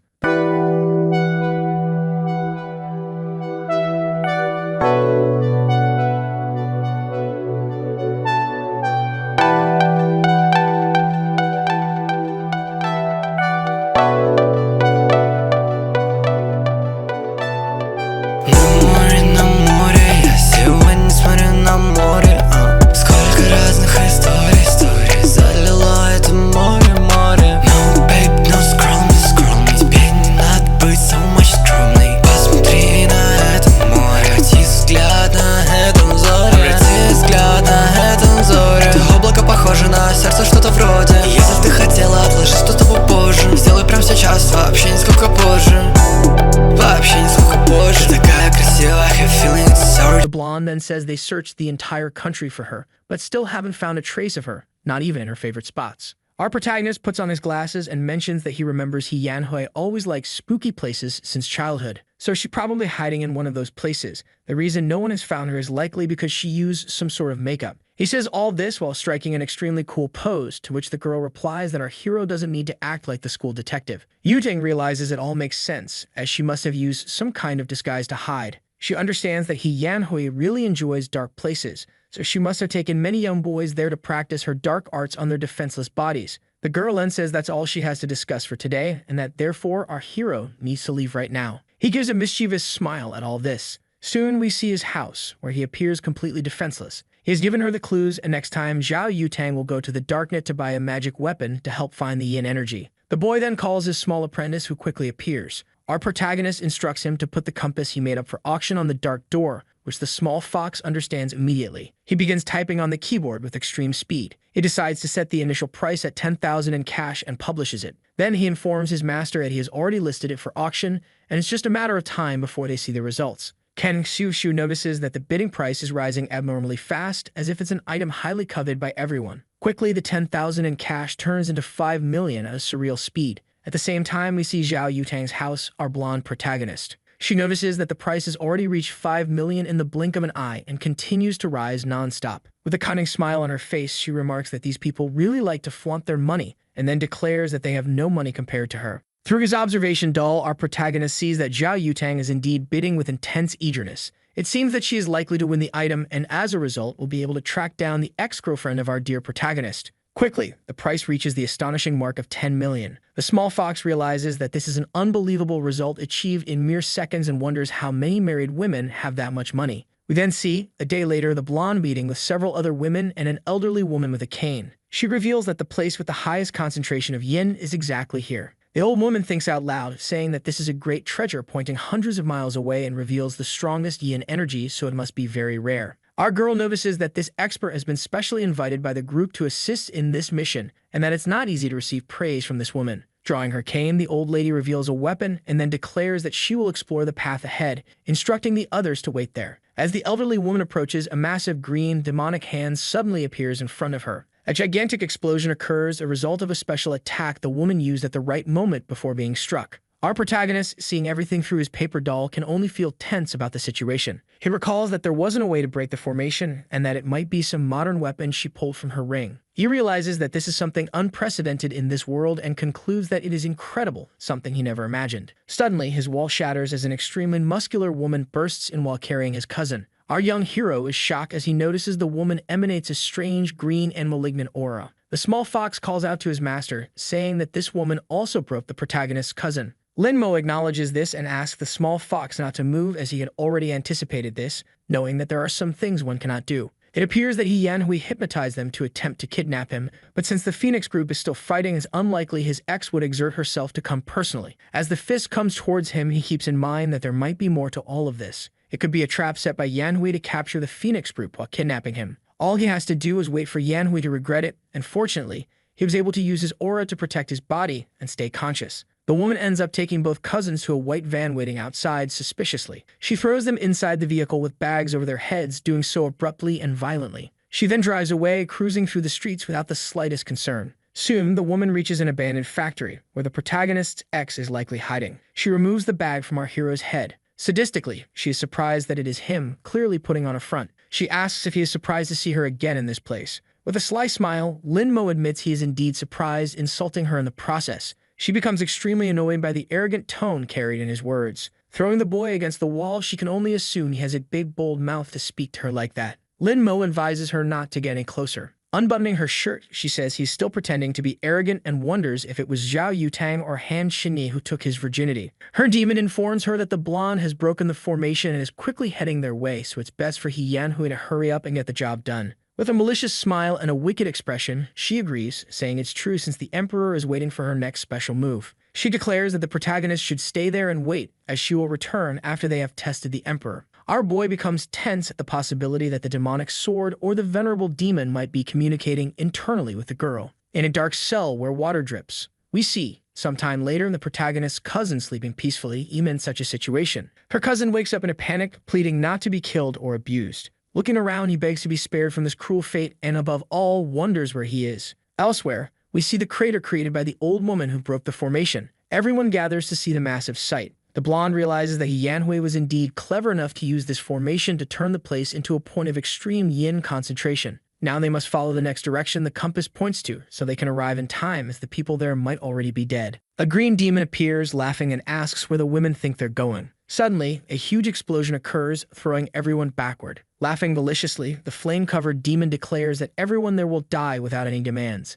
We then see the forest where the demon was summoned. A deer, calmly grazing in the lush, life-filled area, senses something. This action briefly startles it. A gigantic explosion of green energy shatters the ground. Smoke begins to spread along with that colossal and terrifying aura. The demon, summoning multiple blades, claims that none of them will escape his wrath. His attacks are aimed at the blonde as he shouts for her to go to hell, laughing all the while. As the attacks close in, the old woman shields the girl before she's hit. The elder declares that she will handle the demon while the others escort Miss Zhao away, as her life is too valuable to be lost to this phantom. The hot-headed spirit asks if she really plans to defeat him alone. He reiterates that no one will leave there alive, forming several seals with his many arms. He shouts, threatening that he will bury them all there that day, and forms a formation. The seal crashes down on the spot where everyone is gathered. The old woman quickly recognizes it as the Soul Devourer formation. She shouts for everyone to use their auras to protect their bodies. One of the women doesn't have enough time and begins to feel her body burning, screaming in agony. Her cries echo as her life fades, along with her skin and flesh. The blonde is shocked and horrified by the evil scene that unfolds before her eyes.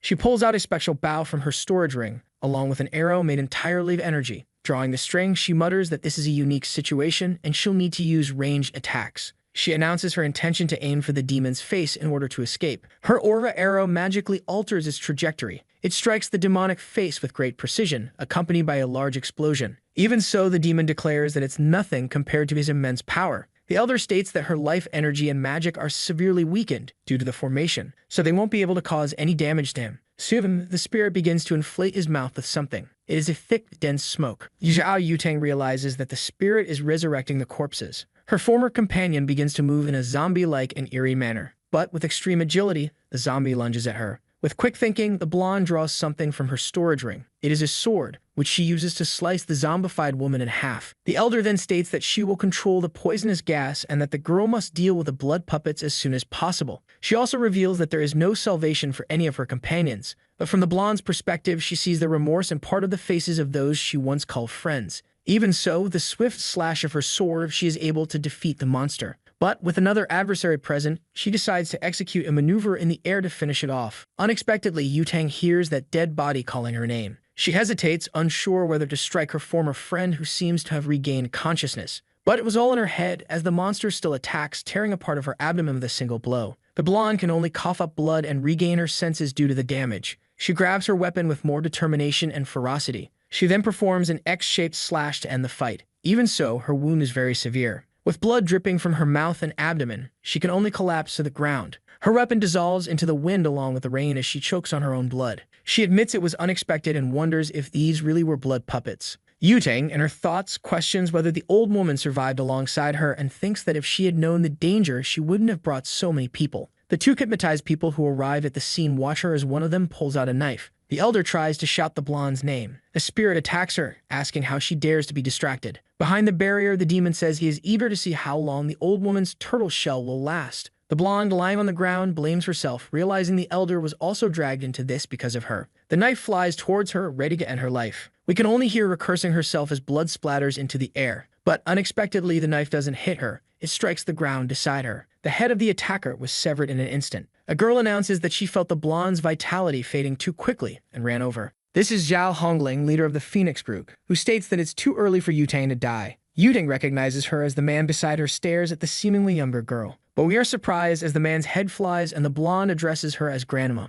The elder is shocked by what just happened. For the famous Miss Hongling is present. The demon laughs as he realizes that the young girl is merely the backup that came to assist the women. Feeling insulted, the spirit declares that she is just a mortal and won't be able to fight against this sword fragment. He claims that even if the emperor himself were there, he would stand no chance. Quickly, the mouth of the insolent spirit is shut by the attack of the childlike elder. She undoes the formation made by the ghostly face. The blonde realizes that a single strike was enough and acknowledges that her grandmother is truly incredible. The younger-looking elder then tells her granddaughter that if she had attacked from the start, she wouldn't have been injured like this. She extends a medicine, instructing her to drink it quickly. The girl complies and then asks her grandmother if she can locate her missing companion. The elder states that their target is the protagonist and that he must be saved.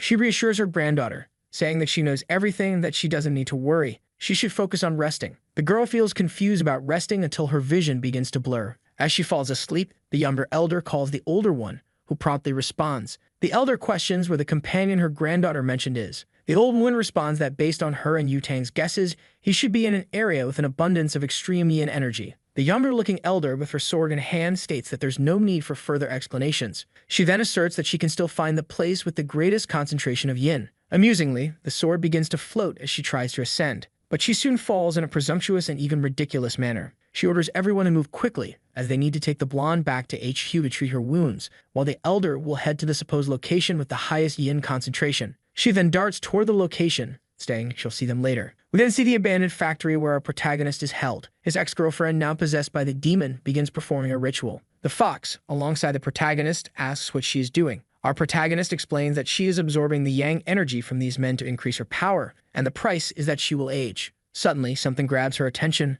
a massive surge of energy. She questions who is disturbing her at this moment. Then we see the blonde's grandmother outside. Yanhui opens the door with a scowling, anguished expression. She asks what a young girl is doing there, and more importantly, if she's injured or lost. The younger-looking elder calls her auntie and says that the little bastard is inside. Confusion is evident on the face of the protagonist's ex-girlfriend at this statement. Inside the building, the small fox asks if it's safe to knock him unconscious again as soon as he wakes up. But our protagonist explains that there's no need to worry since he's quite resilient. Suddenly, a massive explosion occurs, startling him. Something flew from the doorway and crashed into the wall. It's the protagonist's ex, now impaled by the enormous sword of the little girl. Floating in the air, the girl remarks that they are just getting started, so Yanhui shouldn't be complaining. Sitting on the sword, the small girl questions whether the older girl won't respond. The ex, taken completely by surprise, asks the younger-looking one to at least put up a fight. With her hands covered in green energy, the ex-girlfriend begins to pull the sword from her chest. She yanks it out and curses,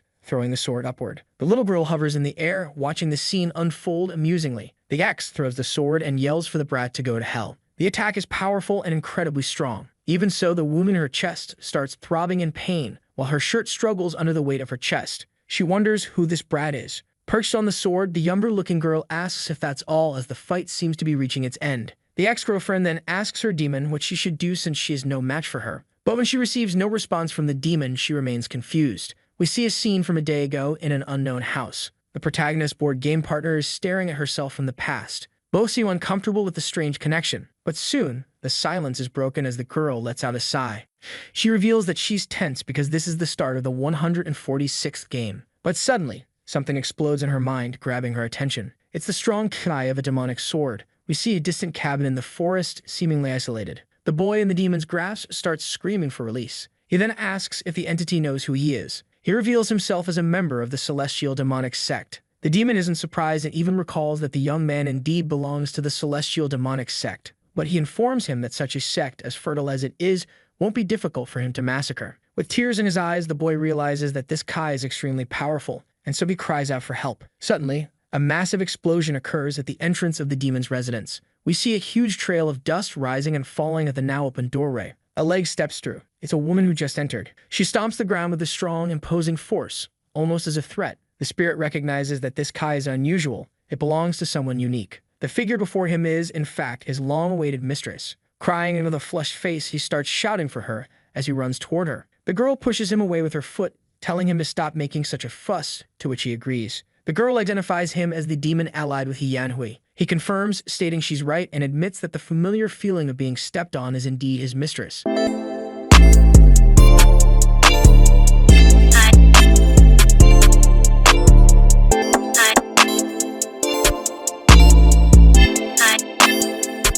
Тобою альфа и омега. С тобой бы уехал я на край света. Неважно, я в ресурсе или не был, но детка никогда тебя не забыл. Она подумала, что кретин. Зайди в мои чувства, магазин, зин. И я опять курю никотин, чтобы понять, что я не один. Нет, не подумай, я не кретин. Зайди в мои чувства, магазин. Для своей души найди анальгин. Подарил тебе не один раз. Подарил тебе не один, два. The girl hears someone pleading to be saved. It's the boy from before, who explains that he is the son of the patriarch of the celestial demonic sect, and therefore, if she lets him go, he will do whatever she wants. He explains that the sect specializes in cultivating magic and is no less powerful than the Phoenix group. The girl appears surprised by this statement and approaches. She sits on the demon, stating that she doesn't lack men, only dogs to obey her. She instructs the flame spirit to keep the boy alive, as he is a good lad, which the spirit confirms. The green-haired boy thanks her for sparing his life. But with a blank stare, he declares that now that his life is spared, he will be her slave. However, he quickly falls asleep, enraging the demon, who tells him not to be disrespectful and idiotic toward his mistress. The spirit then explains his plan, to take Yanhui as his host in order to regain his strength. Currently, the demon is hiding in an abandoned factory, and at the current pace, he estimates he can recover his strength in less than 10 days. The girl then asks if Yanhui is completely enslaved to his control, to which he confirms, saying she is a lustful woman and therefore easily manipulated. Our young lady remarks that this isn't the best plan, but it will work for now, and regardless, she needs to find someone named Lin Mo. In the end, Han Xinyi reveals that there is a game that hasn't ended, so she cannot allow anything to happen to her other challenger,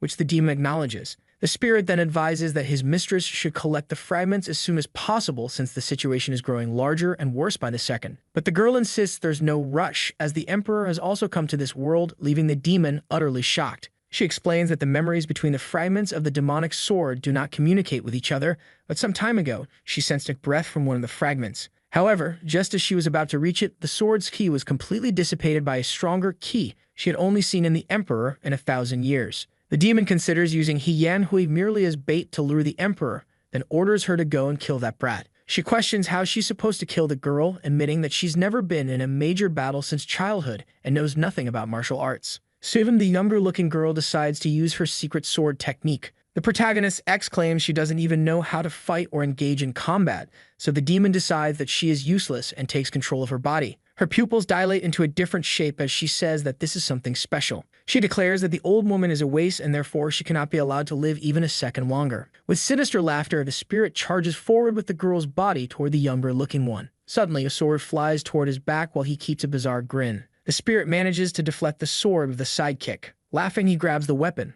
claiming it as his own to use however he pleases. Tossing the blade, he asks if the grandma likes playing with flying swords. He then launches the second sword, saying he's returning it to her since she seems to enjoy these silly games. The small girl protects herself using a purple spiritual barrier, deflecting the attacks in another direction. The demon summons an artifact, announcing that he's going to give her a second gift. It's a giant viper, charging toward the small grandma in an instant. The girl seems impressed, acknowledging that it's a long-lost secret technique, but unfortunately, its power is much weaker than what's described in the book. As the snake prepares a deadly attack, the girl remarks that since Yanhui is angry, it will be much easier to deal with her. With her sword in hand, she adds that if she weren't always crying, she would be ashamed to kill her all at once. Due to her immense weakness, the snake bites down and receives a direct slash to its mouth. It's split apart by the girl's massive strike, launching its head into the air. Suddenly, the enormous energy that was shooting from the serpent's mouth flies toward the sky. Its form begins to disintegrate as its technique is completely defeated. In the sky above, someone observes the entire scene. It's the protagonist's board game companion, watching everything in her demonic form. We see the ex-girlfriend's face distort as the spirit leaves her body and mind.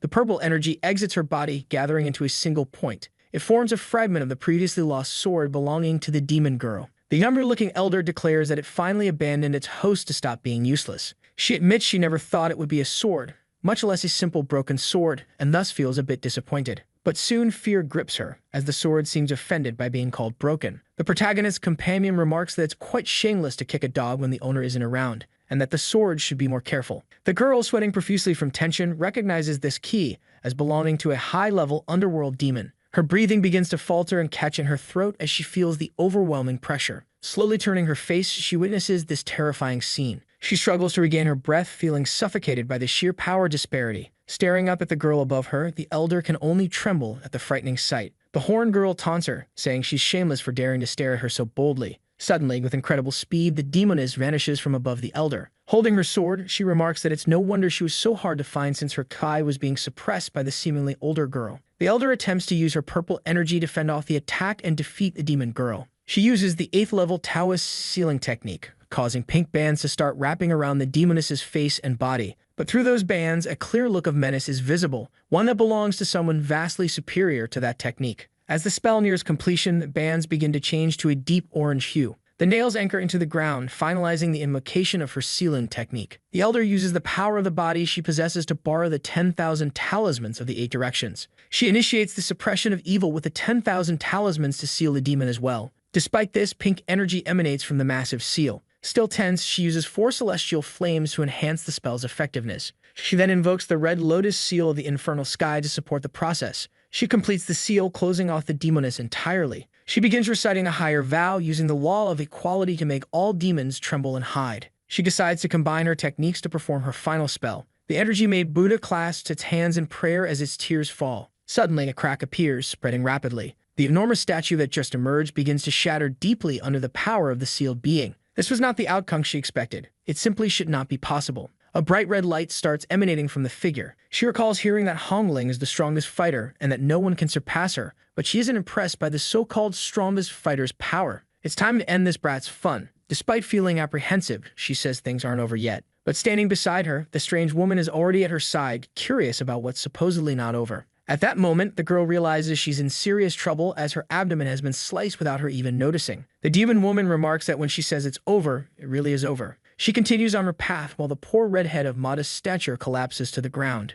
She laments to her master that the body she currently possesses is too weak, and even with total control, she would be incapable of using a fraction of her true power. Sweating coldly from the blood loss, the modestly tall woman struggles to reach for something. She needs to retrieve her blade to try and do something. After all this time, she should have noticed by now. But even with her there, it still hasn't appeared. The well-endowed companion looks back, seeing the blade approaching her, but she is unimpressed. She simply prepares to deflect it with her own weapon. The metal seems like butter against her blade. She had hoped to use Yutang to understand what she intended to do. But it's a pity that she's useless, not even fit for testing. This makes her sigh in slight frustration at the ease of her challenge. In the silence, she shouts out for the immortal emperor. She's certain he's already seen enough and could show himself and step out of hiding. Provoking him, she says that he must have become like the men of this world, a great coward. The strongest man is mediocre, incapable of ruling the world with such small power. If that's the case, it's simply disgusting. Starting with this modestly tall woman, she shouts again, so all those hiding can hear. If she's not stopped now, she'll take everyone on a first-class, one-way ticket to find out if there's life after death. As the demoness begins her countdown, she warns that if anyone plans to intervene,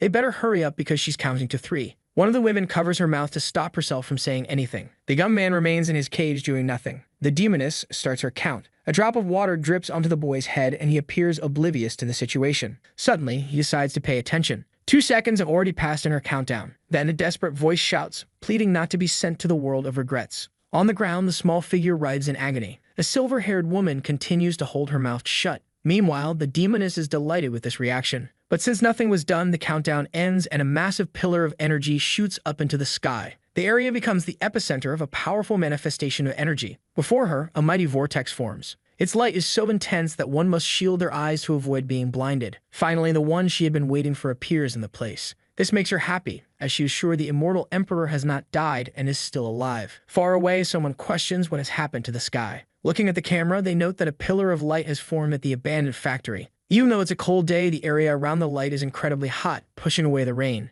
Anxious about what's happening, he grabs the phone from the person recording. He shows that the light has cleared the skies, speculating that it could be a beam from a satellite. Then he notices something emerging from the clouds. Someone else is watching the live stream. She becomes annoyed when the transmission signal cuts off as the beam appears. Inside her home, someone asks if she has done her homework since she spends all day on her phone. She insists she has completed her assignments. Hungsi, the location where the beam appeared, is far from her, and it's where Lin Mo currently resides. First the search for Yan Hui and now this pillar of light. It's been a long and restless day. As she opens the door, the emperor appears, pushing the demoness by the head. Even after they've left, the wind continues to blow through the area. Finally, the air settles, but the window is shattered. The girl has no idea what just happened there. They simply cross the entire building. The demoness taunts him, saying that without the sacred sword, he is like an old man without tadalafil, completely useless. Delivering a blow, she declares that he is now nothing more than a punching bag. The force of the impact sends him crashing to the ground, destroying nearby buildings. Not satisfied, she begins to gather aura between her hands. She's preparing a massive attack. As she charges it, she chants an incantation. That dark power pierces the sky like a sword. A peculiar shape starts to appear above. Among the clouds, they look like a giant pair of eyes. It reveals itself as an enormous creature, similar to a giant snake. Opening its massive jaws, it releases a beam of energy aimed at the immortal emperor. From above, she's incredulous that he was unable to dodge the attack. But soon as she realizes that things did not go as planned, he remains unscathed. She hadn't expected him to have such a strong protective seal. It's not fair. He knew demon kings were cruel, but it seems their descendants are even worse, showing no regard for innocent lives. Observing her, he realizes that the apple doesn't fall far from the tree, and the son is just like the father. This enrages her, as she believes someone like him has no right to interfere in her family's affairs. The serpent launches a massive attack directed at the city. She shows no concern for the civilians and states that they may live only if the emperor dies. The serpent gathers more energy, closing its mouth. This time it strikes the ground with a continuous beam. It shoots through the entire city in a straight line. Wherever the beam passes, the destruction is total, and flames burn without cease. From above, the Demon King watches her handiwork with satisfaction. She's pleased as the Emperor's defenses have now cracked, and she waits to see what he's capable of doing. He begins to channel energy into two of his fingers. He moves them delicately.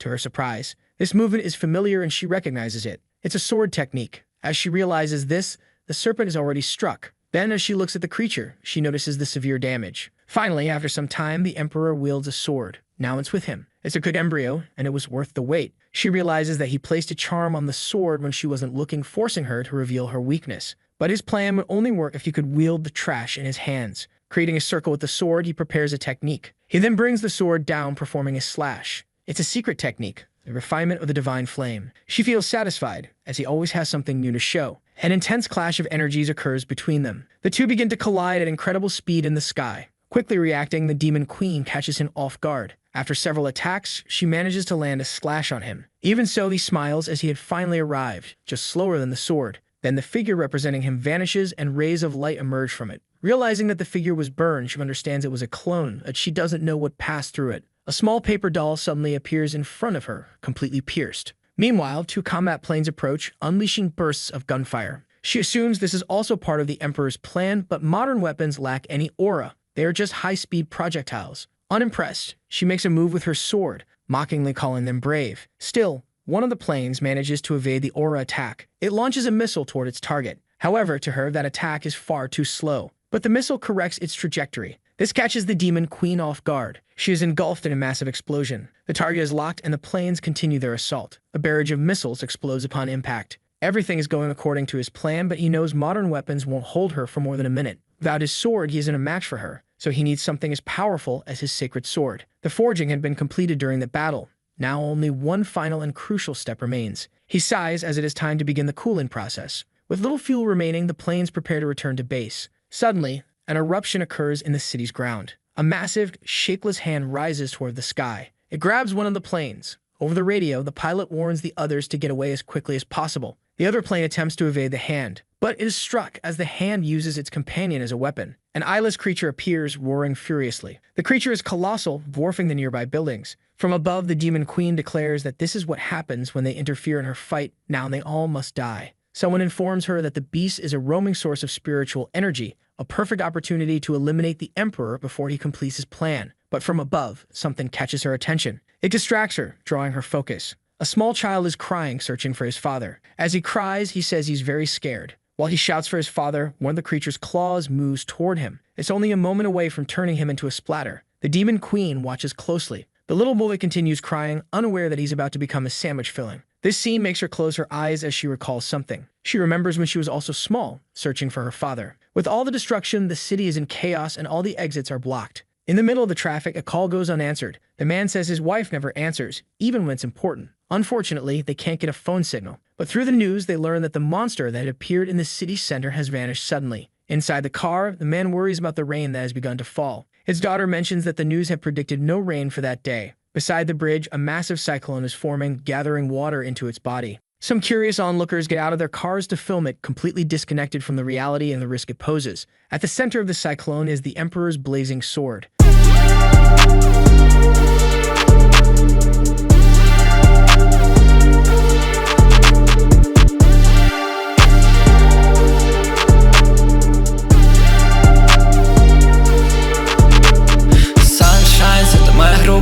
Попробуй взять, попробуй отнять. Покажи свое противостояние. Что обертка не более, знаешь, плевать. Повернуть время вспять, чтобы выйти опять и залатать свои пробелы. Знаешь, однако не просто лезть в свои мысли, лететь своей костью, репетировать слово свобода внутри, понимаешь, а не отморозка, Наверное, было сейчас броско, я бы сделал тут отступ, но после него следует контратака.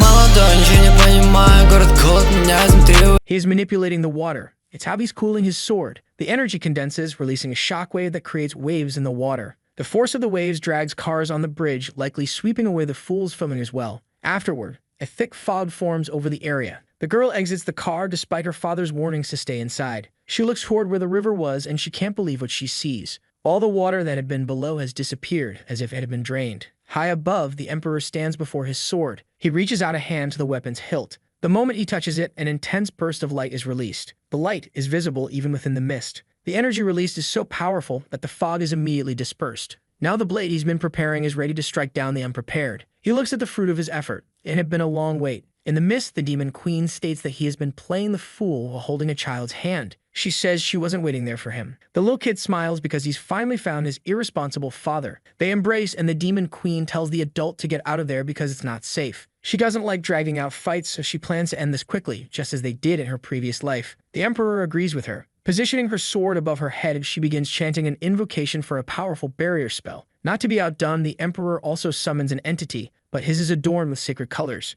She swings her sword, launching a dark attack. The Emperor responds with an attack that resembles a Shaolin hero's energy. The energies clash violently in the sky. This is what she was waiting for, and now that he has his sword, there are no excuses when he loses. Placing his fingers in front of his face, the Emperor begins a prayer. Markings appear on his face and the sword he created disintegrates. Observing this, the demon queen realizes he's using a forbidden sword technique. This is what he used the last time, and she should have prepared her demonic sword for this because, in its current state, it's no match. Without the strength to resist his technique, she is struck. A massive beam of light continues to advance toward her. In the sky, a mysterious rift begins to form. Opening slowly, it reveals another dimension. With such power, the sky is tearing apart. Completely wounded and exhausted, she admits it's overwhelming. The Emperor stands before her, watching her closely. Looking at her, he states that a winner has already been decided, but someone interrupts, claiming that the battle is just beginning. Severely wounded, the demon queen mentions what she's seeing. It's the other half of the magic sword. The sword speaks, revealing that it had hidden well to gather its pieces,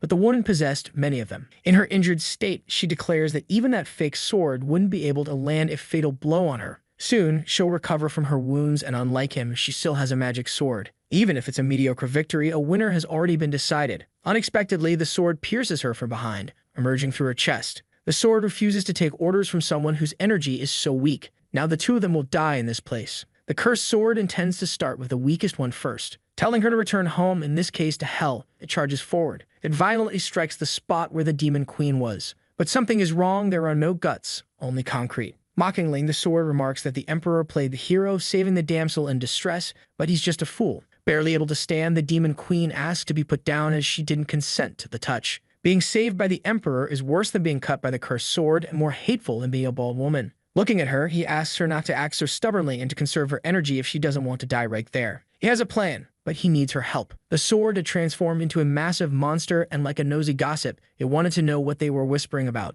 This enrages it, as it wants to listen too, since it loves a good piece of gossip. With his eyes closed, the Emperor prepares another spell. It's the Prison of Light, and multiple beams of energy descend from the sky. They strike the sword monster, pinning it to the ground. This surprises the creature, as now not only can it not move, but it also won't find out what they were gossiping about right in front of it. This prison can only be broken with yang energy. Surely, a powerful sword like it should be able to use some yang energy. But maybe it can't, as it is incompatible with this new world. The comment infuriates the sword so much that, if it had a traditional brain, it would have had a severe stroke. Gathering its strength, it breaks free from the prison, showing off its muscular physique. It's not afraid of needles or underground labs. Flexing its physique, it asks the powerful emperor if he still dares to disrespect a body with only 3% body fat. Preparing a mighty punch, it declares that he has little fat left and is holding a dying horse in his arms. It's shameful, and now it's going to send both of them to hell. However, with the woman in his arms, the emperor snaps his fingers. The monster sword is struck above where its floating rib would be. If it had a liver and were an alcoholic, it would have been fatal. Realizing the extensive damage, it wonders how it was possible. It seems it really was an alcoholic. Having gathered all the fragments, its peace must be within this enhanced body as well. The Emperor had transformed that fragment into bait after refining it. It was his trump card against the Demon Queen, but he ended up using it against the sword. The monster panics as its yang energy drains away and its well-maintained physique fades, leaving its veins empty. Now it's time for the Demon Queen to do her part. To the sword's displeasure, she begins absorbing its energy. Returning to its thin and frail state, the sword is desperate, as it longs to regain its former physique. With a crack appearing on its blade, it curses them both. She was right. The yang power sealed within the sword still remains in his body. Now is the time for them to settle their differences. A massive tongue falls in front of them. It's the beast of chaos, and the sword rejoices, believing that the gods haven't abandoned it. Pleased, it wishes the two of them good luck in dealing with this monstrous creature now. Looking at the Emperor, she says she's done her part as agreed, and now she wants to know the next step. He looks up at the sky carefully. The next step is to fix the crack in the sky. But she's a demon. She's only learned destruction techniques. Repair is not her forte. He releases her, telling her she can leave as he can handle it alone. He just asks her to remember what she promised him. Faced with the problem, he brings his hands together and his eyes begin to glow. Separating his palms, a small source of energy appears. He releases it toward the creature, commanding it to return to the other side. As he orders the rift to close, the creature is pushed back. Immediately, the crack in the sky begins to seal. Watching all this, the demoness is impressed by such power. With blood filling his mouth, he says it's not that simple. He coughs, completely drained. Doing that left him with not a single drop of energy remaining. Unexpectedly, a hand grasps him, preventing him from being pulled into the rift. The demoness urges him to hold on a little longer. The tradition of demons states that the more lives they take, the stronger they become. But she didn't get stronger after all the killing. She realized her intention was only to provoke him and then bring the people back to life. For some inexplicable reason, this realization makes the demoness blush. Trusting her, he agrees to fix the situation and leave the consequences to her, as he believes in her word. He hoped she wouldn't change her mind after saving him, and now she is literally saving him. With his body halfway through the rift, she tries to pull him back. She warns him that it's closing and that he isn't moving. Realizing the worst is about to happen, she calls out to him again. Calmly, he remarks that even knowing people would live again, she still saved that little kid. Hearing this, she's immediately taken aback. The Emperor says a few more things to her, but they aren't heard. Finally, the rift closes, leaving him on the other side. This infuriates her, as she realizes she wasn't strong enough, until she notices something unusual nearby. A small flame doll rests in her hand. As the sun sets, she sits atop a building. Thoughtfully, she looks at what the Emperor left for her. It makes her sigh, feeling a bit disappointed. Raising her hand high, she begins to gather a large amount of energy. From the enormous sphere, multiple beams begin to shoot out across the city. The intense glow reflects on her face, but as the sphere diminishes, the light fades as well. Once the energy dissipates, she coughs heavily, weakened by what she did. Resurrecting one person costs 100 years of cultivation, and all those people required much more. Finally, she had done everything she promised. The doll she receives starts to disintegrate in the sky. As this happens, she remembers the immortal Emperor, especially when she lay dying in his arms. For some reason, she felt her cheeks flush from what he had said to her. She can't seem to get that gray-haired figure out of her mind. All she can think about is his face. Now she remembers him with a special fondness. The woman lies in bed, sleeping like a log. In her head, she thinks about how the woman with red eyes is a demon and that no one should mess with her. A demon hands her a sword to kill the spy of the immortals, who had already slain many of her kind. But she's just a child. The adult urges her to complete the task quickly. Her hands tremble with hesitation. Growing impatient, the adult pushes her. Thus, the blade pierces the prisoner's stomach. It's too much for her to handle, as she's only a child. The adult tells her that this gentleness is a weakness that will one day come back to haunt her. Gradually, the dream shifts. It's she who should reconsider her thoughts on this matter. Now her eyes fall upon something else. The immortal emperor is being pulled into the rift. She just wants him to shut up and try harder to be saved. But he mentions what she did with the lost child. Those words torment her, and she begs him to be quiet. But the emperor only responds with a slight smile. He knew she wasn't a good person, but he didn't expect her to not be entirely bad either. After this intense, troubled dream, she rises from her bed. Her hands clutch the sheets as she feels shaken. At a large table, a shadowy woman recounts the events of the past week. The two fought and destroyed half the city, and a clash of swords even tore through the sky. In the end, some unknown force brought back everyone who had died, but they can't expect that to happen again. One person suggests they might as well sit and wait for death if they trust these clowns. Yang Qianyu questions what else they can do, decides nothing. The Saint Yachi finds it hard to believe that a sword slash could split the sky and open a rift. The sword saint feels embarrassed by this narrative, as she's unaware of any such technique. Lag Sinren tells her not to feel that way, as no immortal could create a hole in the sky. The guy who's into body modifications mentions that old man Zhao was wiped out with a single blow, and they wouldn't stand a chance either. Yutang, with her ample attributes, asks her grandmother if the people there had gathered just to complain. Grandma Bayan tells her granddaughter to be more polite, as she has already spoken with another elder about how they plan to handle this issue. Since ancient times, her clan has overseen the oracles, the arms of the divine path that govern the world today, defending the righteous way and eliminating heretics. But the oracle left an enigmatic message. They must drink this tear and do what is right, and they sealed it without knowing its effects. The blonde wants to know what this tear has to do with them and their plans. Her grandmother recalls that when Yutang arrived at the temple, she had so many wounds that her chances of survival were slim, which makes Yutang ask how she's still breathing. The seal they had placed broke, and its contents fused with her. She is now the daughter of destiny from the heavens. This is their trump card, and they need to help Yutang cultivate. One of them suggests bringing in a man from his clan to pair with her, aiding her cultivation. But the woman with the slight shadow says it needs to be someone with a pure yang body, shocking Yutang that they're taking this seriously. A man with such energy is naturally very handsome, so they would have to choose the most beautiful, which further annoys Yutang. The guy with the piercing mentions that he must also be young, as an age difference would be counterproductive, so they should look in schools. That's why there's a beauty contest in progress. Hearing this, Yutang is upset that she doesn't have a say in the matter. Now the red-eyed girl learns about this new plan. It's necessary for Yutang to double her cultivation. There will be a beauty contest among students, putting him on the list of potential candidates. She wants him to win it, as it would bring them closer to the Phoenix Group and the Daughter of Destiny. In the meeting, they also mention something else, and she wants to hear it. They plan to use all they can to find the Emperor and His Majesty. After hearing this, she releases the guy to leave. But a week has passed since everything in her aura still hasn't recovered. This body is weak, and since her last resurrection, her foundations have been damaged. Even if this world isn't dangerous, things have become complicated with the rebellion of the magic sword, as the Emperor and the demon sword are her enemies. She will remain hidden as Han Xinyu for now, but once she recovers, she will pursue the sword first. She says she'll keep the pot, and the man tells her to move to the next counter. He also asks if she likes monarchs, which embarrasses her.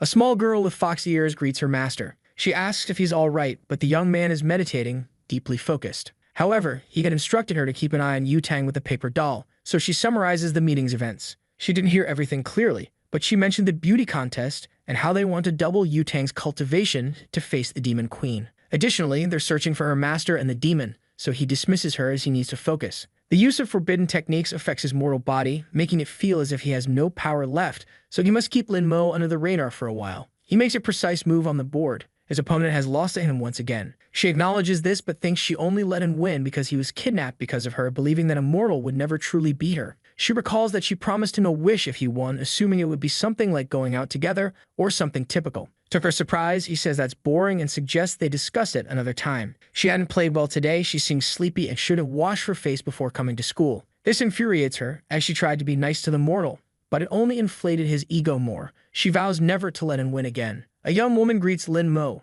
mentioning that she hasn't seen him all day. She says there's a beauty contest and she and her sister would have voted for him, but he's not on the list. He finds it too tedious and has no interest in participating. It's hard to believe that someone so vain would find a contest like this boring. So she thought that he was actually playing hard to get, so she decided she would be the one to sign him up for the contest. It seems that organizing such a contest at schools was way too easy. So far in the first place belongs to a smelly nerd with visual impairment. She refuses to marry this clown, until, among them, she came across Lin Mo. In front of her phone, the girl called her friends over to see something. It was a video of Shen playing the guitar. The guy's charisma made them a bit wet. In their mouths, of course. But she said they were animals, devouring Lin Mo with their eyes. Wisely, one of them pointed out that the same person criticizing had liked and saved that video. Not to mention she even downloaded it to watch later alone in the dark, which is very suspicious. Trying to defend herself, she said they were just classmates and it was merely sympathy on her part. Ready to stir up trouble, her friend said she knew the girl desperately wanted to sleep with Lin Mo in the same bed. She shouted back that she would love to do that because he's handsome, fit, and well endowed,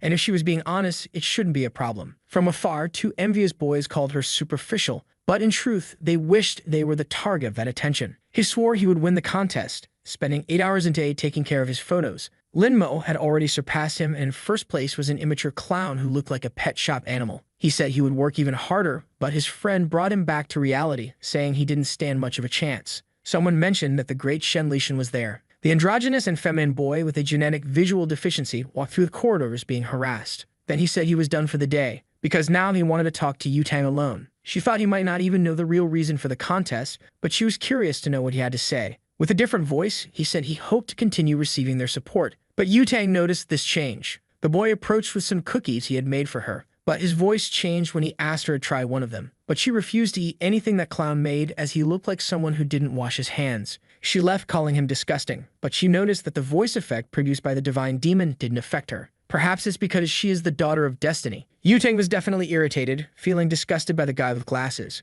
She knew he was a cultivator using this ability to get attention from girls, and she didn't want to join him. But he was already on her grandmother's list, so she might not be able to tell her who he really is. While she sat at the table, her friend said Lin Mo had shown up. It's too rare to see him alone. Shen has been attracting all the girls lately, and Yutang had forgotten he was in second place. Her friend said she should go talk to him, which made her blush completely. She was so embarrassed that she hadn't even thought of it as a possibility, because they are just friends and nothing more than that. However, she didn't finish the sentence. Her mouth refused to say they were just friends. She remembered when he playfully punched her in the side. In fact, they are just a pair of friends. But that's not what her memories tell her. She quickly remembered his shirt being open, revealing a modestly defined chest. Her friend said she didn't hear her properly and wanted to know if they were just classmates. However, saying that with a nosebleed was not convincing at all. Thinking about what she felt for that boy, she hurried out of the cafeteria. Yuving walked down the corridor, completely immersed in her conflicting feelings. Some boys were about to talk to her. Her goal was to take better pictures of him, because without that, it would be hard to beat Shen with his voice ability. She had access to the best photographers in the city, and Lin Mo certainly wouldn't refuse the invitation.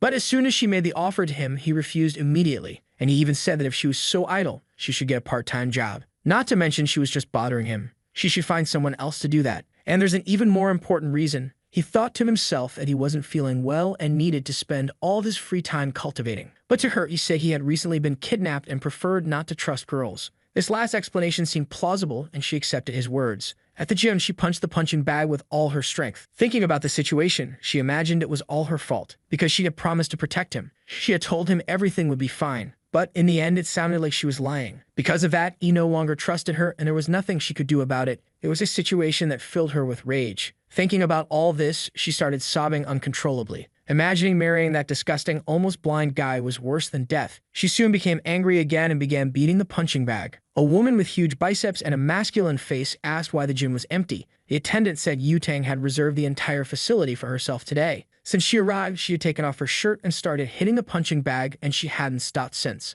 A wealthy girl who paid for this, and she's just a student. She had wanted to fight someone for a while, and this was a good opportunity. The guy said it was a bad idea because the little girl was angry with life. But the woman said she didn't care and even suggested giving the girl her money back because she didn't mind. Approaching her, she said the girl wasn't bad but lacked endurance, and she introduced herself as the personal trainer of the gym, Hai Yun. The girl told her to leave, otherwise she would beat her up. Full of attitude, the juice-drinking friend said if the little girl didn't keep her promise, she would be a big coward. Outside, bystanders watched as her body flew out of the first-floor window. As if that wasn't crazy enough, the blonde girl jumped through the window, ready to fulfill her promise of beating that woman up. No one knew why they were fighting, but it looked more like a one-sided beating. Her mask had fallen off, and the person begged the young cultivator to spare her life. Removing the mask, she wanted to know why she was wearing it. She had a scar on her face, and the blonde said it didn't make any difference. She was teased either way. However, she still had unfinished business and hoped to beat her up as promised. She promised that if she touched her again, things would be different, and she would end up with a cement block at her feet littered with the fish.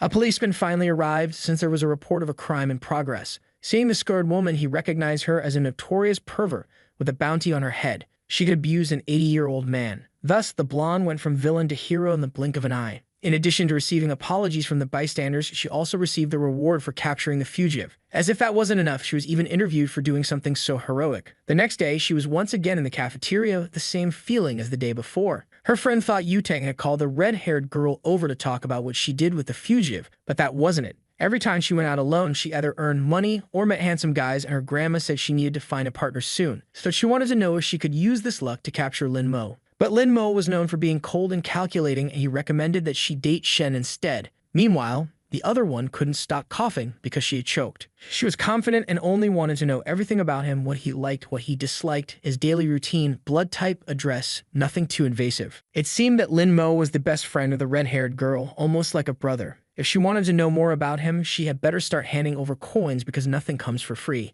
This made the blonde smile at her audacity. If she said something useful, she would get 500,000 yuan. But if she talked nonsense, the redhead didn't even listen and said she was a woman of her word. Pulling something out of her bra, she said there was no turning back now. All those notes were related to his habits and interests, which she had been collecting over time. Now the blonde found herself overwhelmed with material to decipher. However, there was one thing she could confirm in advance. Every day at lunch, he didn't eat in the cafeteria, he got his meal and disappeared. But the blonde had already noticed this too. A friend said he played chess on the terrace with a girl every day. As soon as she heard it was a girl, the blonde felt a wave of jealousy and wanted to know who this bold person was. Pointing to where the food was, she said the girl was right over there. So the blonde turned to see who it was, as she had never heard of anyone playing chess at the school. It was the red-eyed girl, Han Sinyi. Upon seeing this, the blonde became even more surprised. She hadn't expected that. Then, looking at her, she remembered something. She was dead, she kept saying and repeating it. Because of a stupid game, she was ignoring her friend's life. Her friend told her to be careful because Han Sinyi was a strong competitor, but the blonde said they were friends. At least they were that once. Sitting on the terrace under the cloudy sky, she said he had finally arrived. He said the weather was bad and that there were plenty of empty rooms. They didn't need to stay on the terrace. But their battle started on the terrace, and it would end on the terrace. She asked if it scared him, but he said she was joking and mentioned the forecast for that day predicted rain and snow. So he was worried that a certain girl would get all wet and attack him with her ample, juicy, and abundant arms and attributes. Not to mention that he was recently kidnapped and he doesn't trust girls, but she threw her coat at him so she wouldn't have to apologize if he felt cold in the rain. Lin Mo looked at the coat in his hands. While his colleague watched him, her cheeks flushed. He remained alert, thoughtful. Meanwhile, the girl turned her face, somewhat annoyed. He wouldn't wear that coat, but she told him to put it on quickly so he wouldn't have to apologize later when he lost. He would only stay there to avenge yesterday's defeat. Next time the weather was bad, he wouldn't come to the terrace. As for her, she just didn't want to be misunderstood. He said the sleeves were short, but it wasn't tight, so she boasted that her bust size was 36. But immediately he asked what number that was, leaving her embarrassed. Anyway, it wasn't the time for her to think about that now, as the rain was approaching. It started raining and the girl was still burning with embarrassment. She said his mouth was cursed, and that it only rained because of him, but he had just read the news. That was enough for him, and he said he was going home. As soon as he turned his back, she told Lin Mo to stop. What she lost, he told her to wash her face and come back, and that's what she did.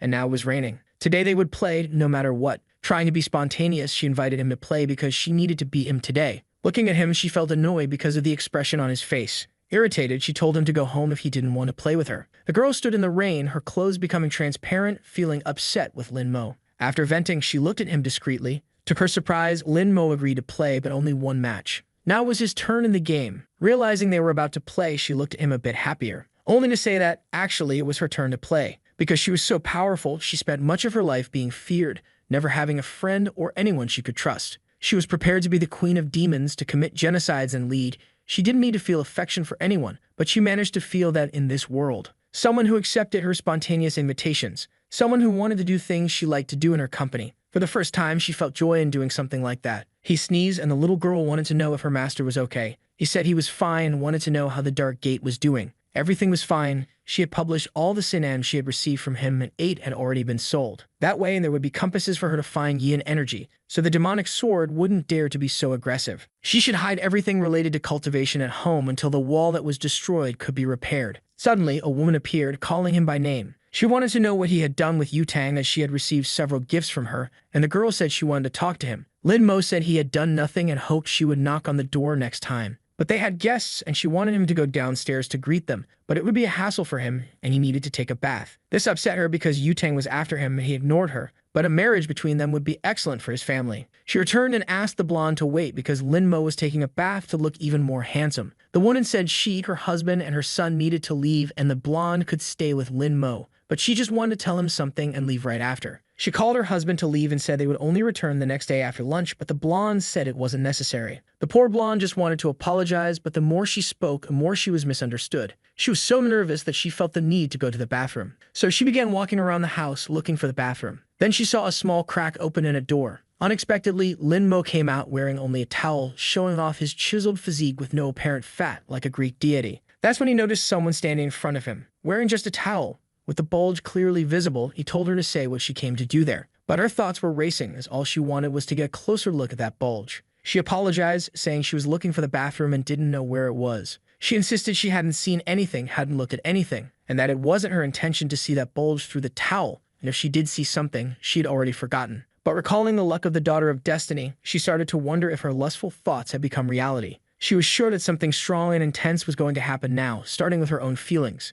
Now she wasn't sure what she was feeling in her chest. Gathering courage, she told Lin Mo that it was still too early for them to do this. Unfortunately, she didn't finish her sentence, as she felt something strong in her chest. It was a punch from Lin Mo, determined to defend his purity from voluptuous women. He had mastered the technique of protecting his innocence skillfully, and he didn't know what she wanted, but it was better if she took care of herself. Back in the room, they had a slightly healthier conversation. The blonde wanted to apologize for being unable to protect him the last time, but for him, that was Yan Hui's fault, not hers. Still, the blonde had bought many gifts for him as an apology, hoping he would accept them. He said it wasn't necessary, but if she wanted to pay for the wall repair, it wouldn't be a bad idea. Since it was already late, he needed to rest, and if she was done, she could leave now. So she left his room, carefully closing the door. Outside, she leaned against the wall, frustrated with their interaction. Slowly, she started sliding down the wall, until she sat on the floor. This wasn't the feeling she wanted in her heart right now, and she began to recall all the moments she had shared with Lin Mo up until then. It made her sadder than she expected.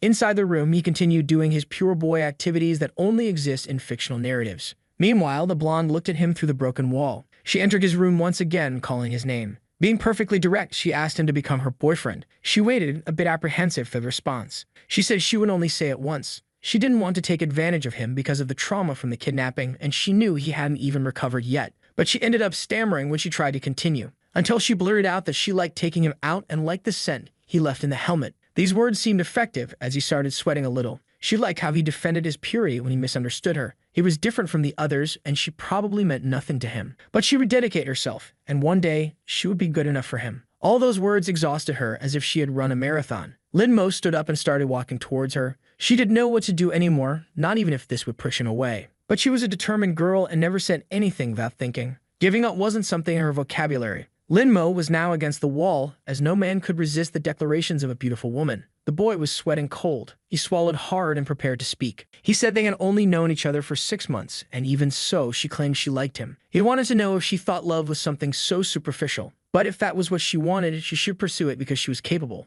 The girl celebrated with great joy. She said goodbye to him as she was heading home, but she wanted him to join her tomorrow for the photo shoot. From the window, he watched her as the blonde walked away, celebrating. The small woman asked her master if everything was okay and if something was bothering him. She wanted to know why he didn't just say no. She was the daughter of destiny, with all the luck in the world. Even if he was strong, he couldn't stop her. And even if he said no, the heavens would help her get what she wanted. But love isn't just a matter of luck. However, if luck touched his heart, which had been alone for 10,000 years, then there was no reason to stop it. This was definitely something to think about. Love-struck and simple people are just as foolish as anyone else. The next day, they told him to look at the camera. Now he is well-dressed and posing for photos. In another outfit, he strikes another pose. This time, he's dressed as an athlete. The blonde says these clothes don't capture his essence, and that the school uniform suits him best. It doesn't make sense to him, but the blonde insists on the school uniform for reasons she doesn't say out loud. Now he's wearing more formal attire. Finally, they reached the voting results. Lin Mo won, but they didn't know his immediate background, so the boy would need to be tested. One of them wanted to know how they would do that. The redhead was in charge of this, and if she was worried, she should show him to them. She immediately remembered the blonde and the reaction she might have. She set the meeting for the next day at the hotel, at 6:30 in the evening. However, they never said whether they would attend or not. But the world was at risk. They needed to be extremely careful with this. After that conversation, he hung up the call. It was finally time to meet Lin Mo. The employee wanted to know how they would handle what she had requested. She wanted to change the scenery, so he brought 20 school-age girls. He ordered their feet to be tied and their legs to be broken. Then he had them thrown into the sea with stones tied to their feet. None of that trash compared to what was in Yutang's arms. Besides not looking exceptional in the photos, Lin Mo didn't seem special. One of them asked why Ju had a sword if she said she would come in casual clothes. She had never parted with her sword.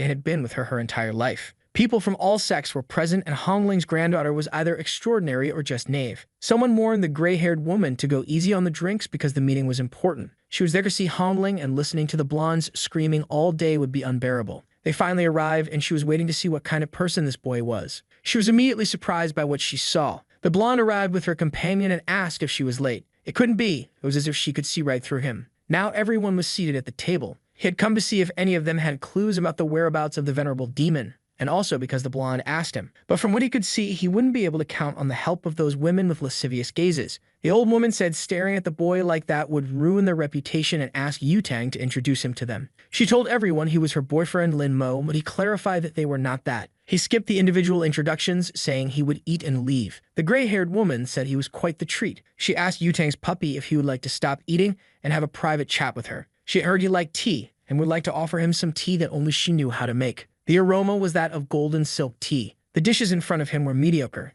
and you should try the delicacy she offered. The blonde immediately sensed something suspicious. She noticed a bit of powder fall from under the woman's nail, possibly party powder or something else entirely. The blonde stood up immediately, asking the mischievous woman what she had put in the tea. In her defense, the slay one said that a lady from the Xiao family shouldn't tarnish her innocence over something she didn't do. She claimed she hadn't put anything in the tea, and if she did, she would cut off her own head and present it as a gift. But if she hadn't done anything, she demanded to borrow her boyfriend for a few days. Hearing this, the blonde was filled with rage, genuinely furious. Approaching her, pressing her own attributes against the others, she dared her to repeat those words if she had the courage. She was certain the tramp had done something, but perhaps it was just provocation. So she told Lin Mo he shouldn't drink what the woman offered. The other woman insisted that it was up to him to decide what he did or didn't do. Whispering to her, she said that no one in the immortal world knew her true identity, and she was willing to reveal it to everyone. The gray-haired one warned the girl to be careful, as it was by her mercy that she had lived so long. The boy realized that she and Yu was quite the troublemaker and wondered if all female cultivators were like that. Once again, she asked if he would like to have some tea, and indeed it seemed like she had put something in it. It was colorless and odorless, but he felt a strange energy, a kind of venomous parasite, one of the most difficult to distinguish. He couldn't even differentiate them, which is why such a crude method had lasted for so long. Everyone there saw it, but no one did anything. This dinner was undoubtedly a test to evaluate him. If he drank it with his power, the poison wouldn't take effect, which could raise suspicions. But if he refused, they might think he was an expert and would try to confirm it, making his cultivation difficult in the future, as they would always be cautious around him. It was a difficult situation, and he wasn't sure if he could get out of it, but then a hand slammed on the table and grabbed the tea. The blonde drank the entire cup. It was so unexpected that Lin Mo dropped his food from his chopsticks. She drank it for him, hoping they would remember the type of relationship they had if anything happened to her. That was enough, and the old woman said she had brought a treasure and wanted to show it to her. She asked if it wasn't cute, but it was just a strange rat. This rat sought yang energy, looking for people with bodies capable of cultivating, and it seemed they were going to use it to determine if Lin Mo could be her partner or not. There was just one detail about this. In his family, not a single person had been able to cultivate for the past 18 generations. To her surprise, the rat began squealing non-stop. Without leaving the old woman's hand, it was practically going crazy. Everyone was shocked by the rat's intense reaction. The gray-haired woman told the old lady to let the rat move. As soon as she released it, it swiftly leaped across the table towards Lin Mo. Then it jumped at him, but he flicked it away with a single snap of his fingers. Since he was still eating, he asked the old woman to take care of her rat. But he said it didn't matter. It seemed her friends didn't like him, so he was leaving. However, the blonde asked him to wait. She wanted him to at least listen to what she had to say. The one with the blindfold said the rat was always shy. Even if it encountered a body with pure yang energy, it would just observe. Shocked, the old woman said it wasn't just a body with pure yang energy. Tearing up, she said it was the supreme body, something she had only heard of in legends. The Zhao family's daughter was too lucky, which made the old woman literally envious. What happened that night must remain confidential. Anyone who leaked the information would be severely punished. Thinking to herself, the gray-haired woman imagined that Yutang wouldn't be able to resist his body.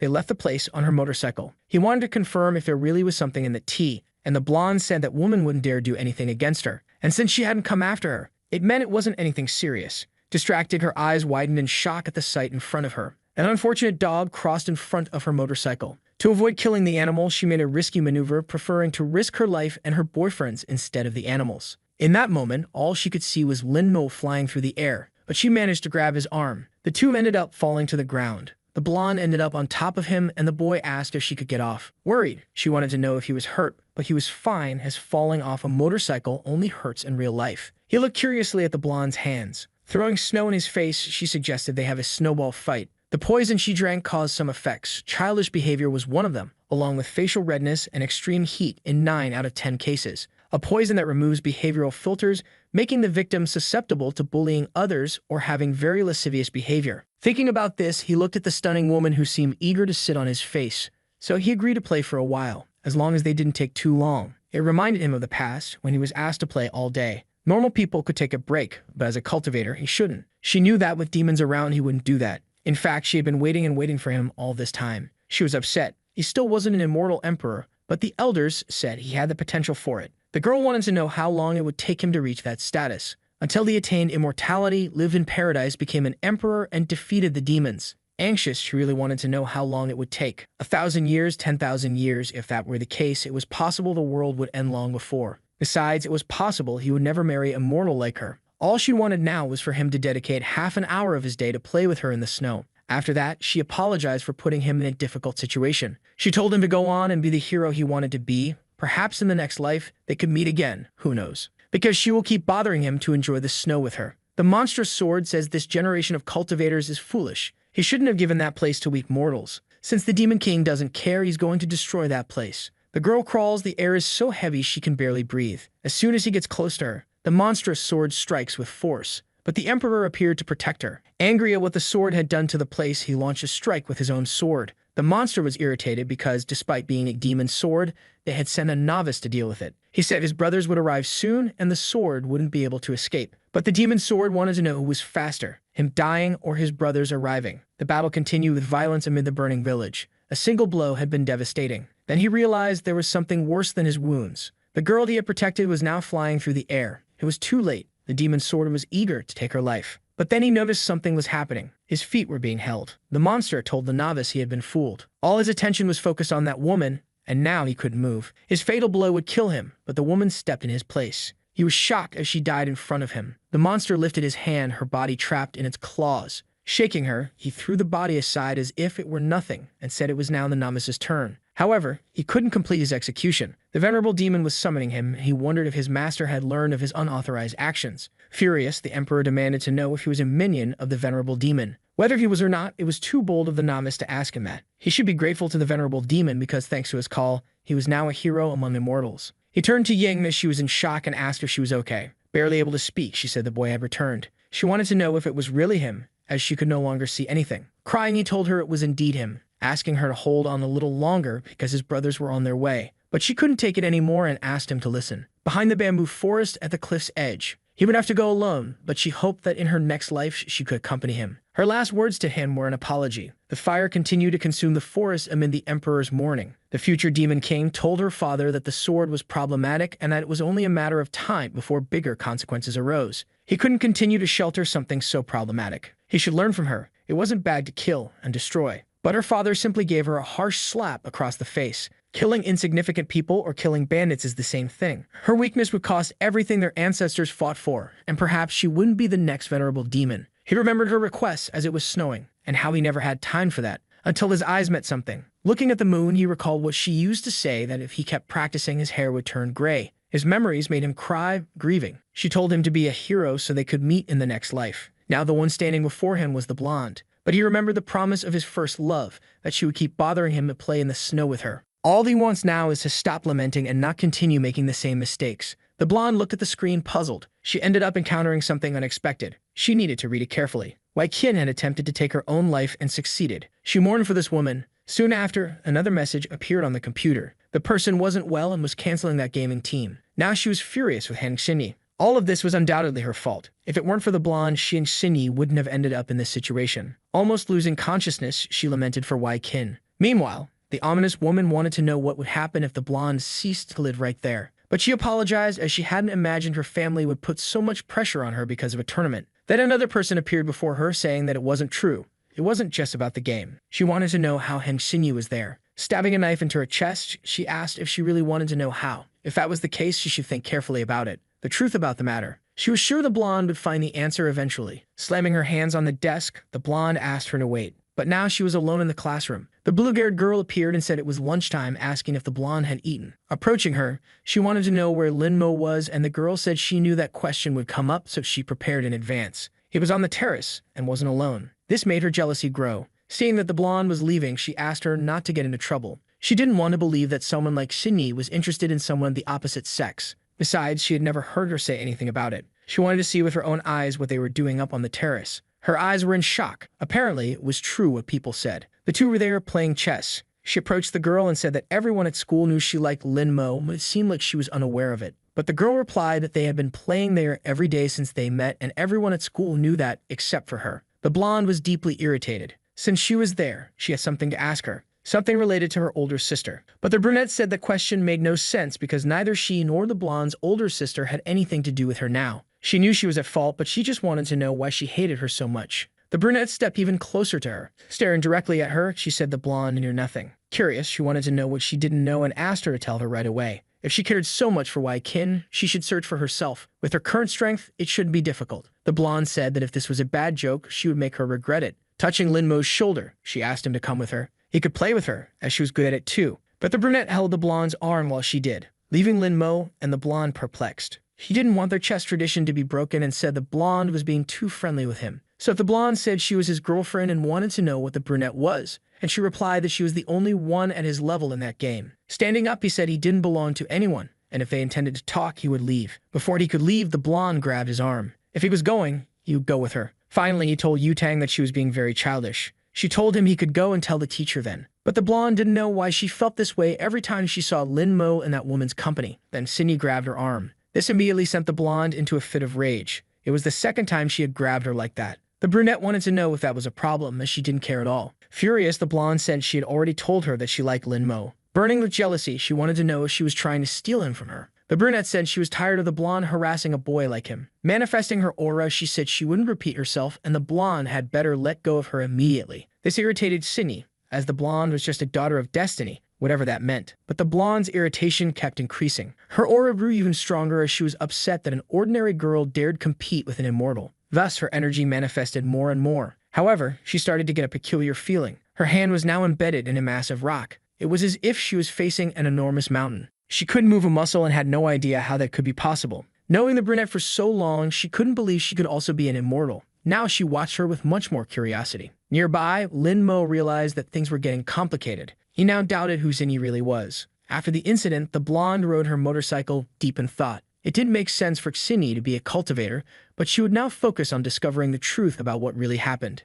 On the phone, someone told her they had obtained the recording she requested and that the incident involved, but she interrupted them, asking them to send the video immediately. Until then, there hadn't been anything suspicious in the recordings, and she hadn't suspected anything. Since her luck was increasing, that dream must have had a meaning, and now she needed to see it through to the end. Watching the video, she noticed something. It was the building near where the accident happened. In the recording, she could see Xianyu walking, and she recalled the veiled threat she had heard from her. Xianyu was attacking mortals again. This time, she wouldn't forgive her. Inside a club, some guys mentioned that it was a privilege to be with the immortal from the Yang family. Focused on her phone, she told them to interact with each other and not to bother her. It seemed her mind was elsewhere. From what she had researched, Lin Mo was an ordinary person, but she suspected his past might have been concealed. A supreme body of pure Yang energy. It made her furious that the blonde had obtained something so valuable. A loud impact struck the door. It was the blonde arriving full of rage. The blue-haired guy wanted to know what brought her there. She slammed her hand on the table with the recording. There was something she needed to ask Tianyu.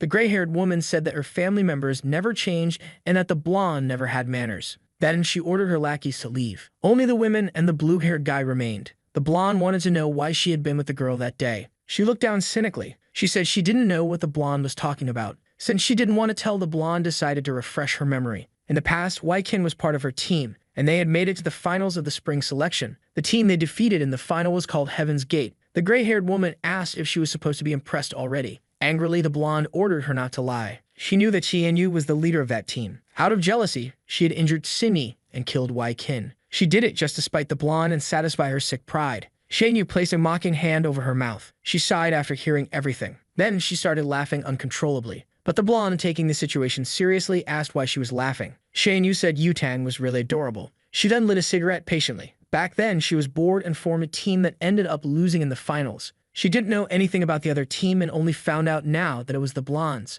But if she had known it was her on the other side, she certainly wouldn't have missed a second opportunity. The blue-haired guy said that the gray-haired woman came from a traditional family of immortals and wouldn't waste her time with such trivial matters. Since she had been bored back then, she just wanted to walk a little. it didn't mean anything, and she claimed not to recognize that girl. Being in the same recording as her was just a coincidence. Grabbing the phone from her hands, the blonde questioned if it was really just a coincidence. They entered the building together and Tianyu came out after why Qin jumped. That wasn't a coincidence. But the gray-haired woman said many people passed through there and assuming she had anything to do with it was premature. However, if the blonde wanted to fight, she could go ahead as she wasn't afraid of her. This time, she would take it seriously and wouldn't hesitate for a second, so it was best for the blonde to leave before she got angry. Furious, the blonde kicked a nearby object. She told the woman to repeat what she said, and the blue-haired guy had to restrain her. He told her he would spare her today as a symbol of gratitude to her father. But as soon as she found the evidence she needed, she would destroy her and her entire family. After saying those words, she began to leave. The blue-haired guy said Yutang was too impulsive,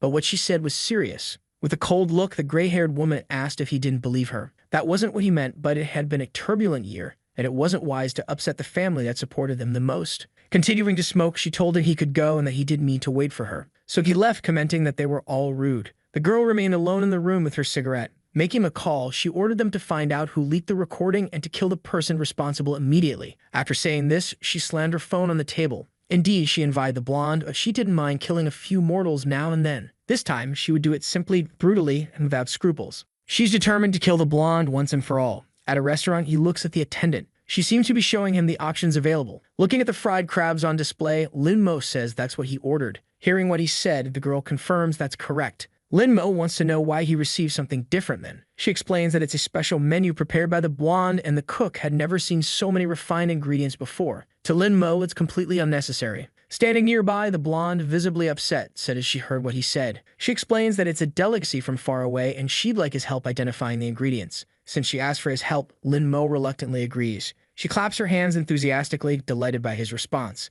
The blonde instructs the cook to bring the other dishes as her friend won't eat there. Knowing that Lin Mo likes to eat in peace, she prepared an empty room for him to have his meal. In response, he simply says she doesn't need to do such meaningless things anymore. Hearing that, she grabs his arm and he glances at her from the corner of his eye. It's not meaningless to her. It's a gesture full of meaning. She's madly in love with him and hopes to deflower him one day. It's filled with meaning and numerous intentions. Hearing her words, he is a bit surprised but then gives her a slight smile. If that's how it is, he's fine with it. As Lin Mo walks away, the blonde notices a pair of feet approaching. She's immediately surprised by what she sees. It's the brunette, inviting Lin Mo to play another game. The blonde steps between them, suggesting they start in the room she reserved for him, and if he wants to play with someone, he can play with her. Seeing this, the brunette comments that the blonde is always like that, assertive, carefree, and always causing trouble for others. She extends her hand and gestures around. There are several students watching what's happening because lunchtime gossip is irresistible. She explains that she did all this so Lin Mo could have peace, but all she's managed to do is draw even more attention to him. Not to mention that her body was hurt because of the blonde. After hearing that, the blonde shouted that enough was enough. She shooed the onlookers away, telling them they had nothing to gain by watching and didn't need to stay. After that, she sighed deeply. She finally admitted that she had analyzed her problem with her older sister and knew it had caused her pain. She was aware she had caused trouble for her and understood why she was hated. There was no way she was handing Lin Mo over to her rival. Nor did the brunette want to give up her chess partner. As the two argued, Lin Mo announced that he was leaving. The truth was he was deep in thought about the brunette's nature. Seeing him leave, the blonde tried to get him to stay. However, the brunette extended her arm in front of her. She asked her not to cause more trouble for Lin Mo. Yutang said she didn't care, she was a cultivator too, but she shouldn't use the game as an excuse to stay close to him. If she liked him, fine, but she shouldn't interfere. However, if she was getting close to Lin Mo just to take revenge on the blonde and hurt his feelings, things would get complicated for her. But that wasn't the case at all. Completely blushing, the brunette said she didn't like him. They were just chess partners, nothing more. Hearing this, the blonde let go of the brunette's collar. Since she was being honest and had good intentions, the blonde would let it go. She made it clear that the brunette was no competition for her because she could offer Lin Mo everything, and she wondered what the brunette could offer him. Without hesitation, the brunette said she could play chess with him, which silenced Yutang. Holding her head in her hands, she said she couldn't deal with it anymore. Now she was alone on the terrace without her friend. She reached her hand out across the chessboard. Playing alone was definitely boring. She had played alone for decades, but this time it was the dullest session of her life. She looked attentively at the terrace door. After what happened, he still hadn't arrived. And she remembered what the blonde had said to her about what she could offer Lin Mo. Indeed, she didn't know how to answer that. All she could offer was a cold terrace and a game of chess. Since she had recovered some of her strength, the cold didn't bother her, and Lin Mo, being just a mortal, had been playing with her in the cold without complaint. This left her in shock, as the venerable demon seemed to care about a mere mortal. But as a demon king, if she took the world for herself, she could offer everything to Lin Mo. While she was lost in thought, she heard the door open. She immediately went to see if it was Lin Mo arriving, but it was only a small creature. She didn't know what to think. The cultivators here were weak, and the only real threats were the immortal emperor and the demon sword. Leaning on the railing, she thought some more. In thousands of years, she had never felt this way, anxious, and she wondered if he had gone to the room Yutang arranged. She figured that young people of this era were sensitive, and that maybe he had gone there because of what happened earlier. However, she didn't know why she was thinking about him so much. He was just a chess partner. What the blonde said had made her think. She didn't like him, and she hoped Lin Mo didn't misunderstand her feelings. But she decided she would explain herself soon to avoid any misunderstandings about how she felt. When he answered the phone, she introduced herself. He said he knew she was a good girl and would find someone better, then hung up the call. That was definitely not what she expected. Throwing the phone on the ground, she muttered that he should listen to people before jumping to conclusions. So the video ends here. If you don't want to miss the next part, activate the notification bell, and see you next time on Tob's channel.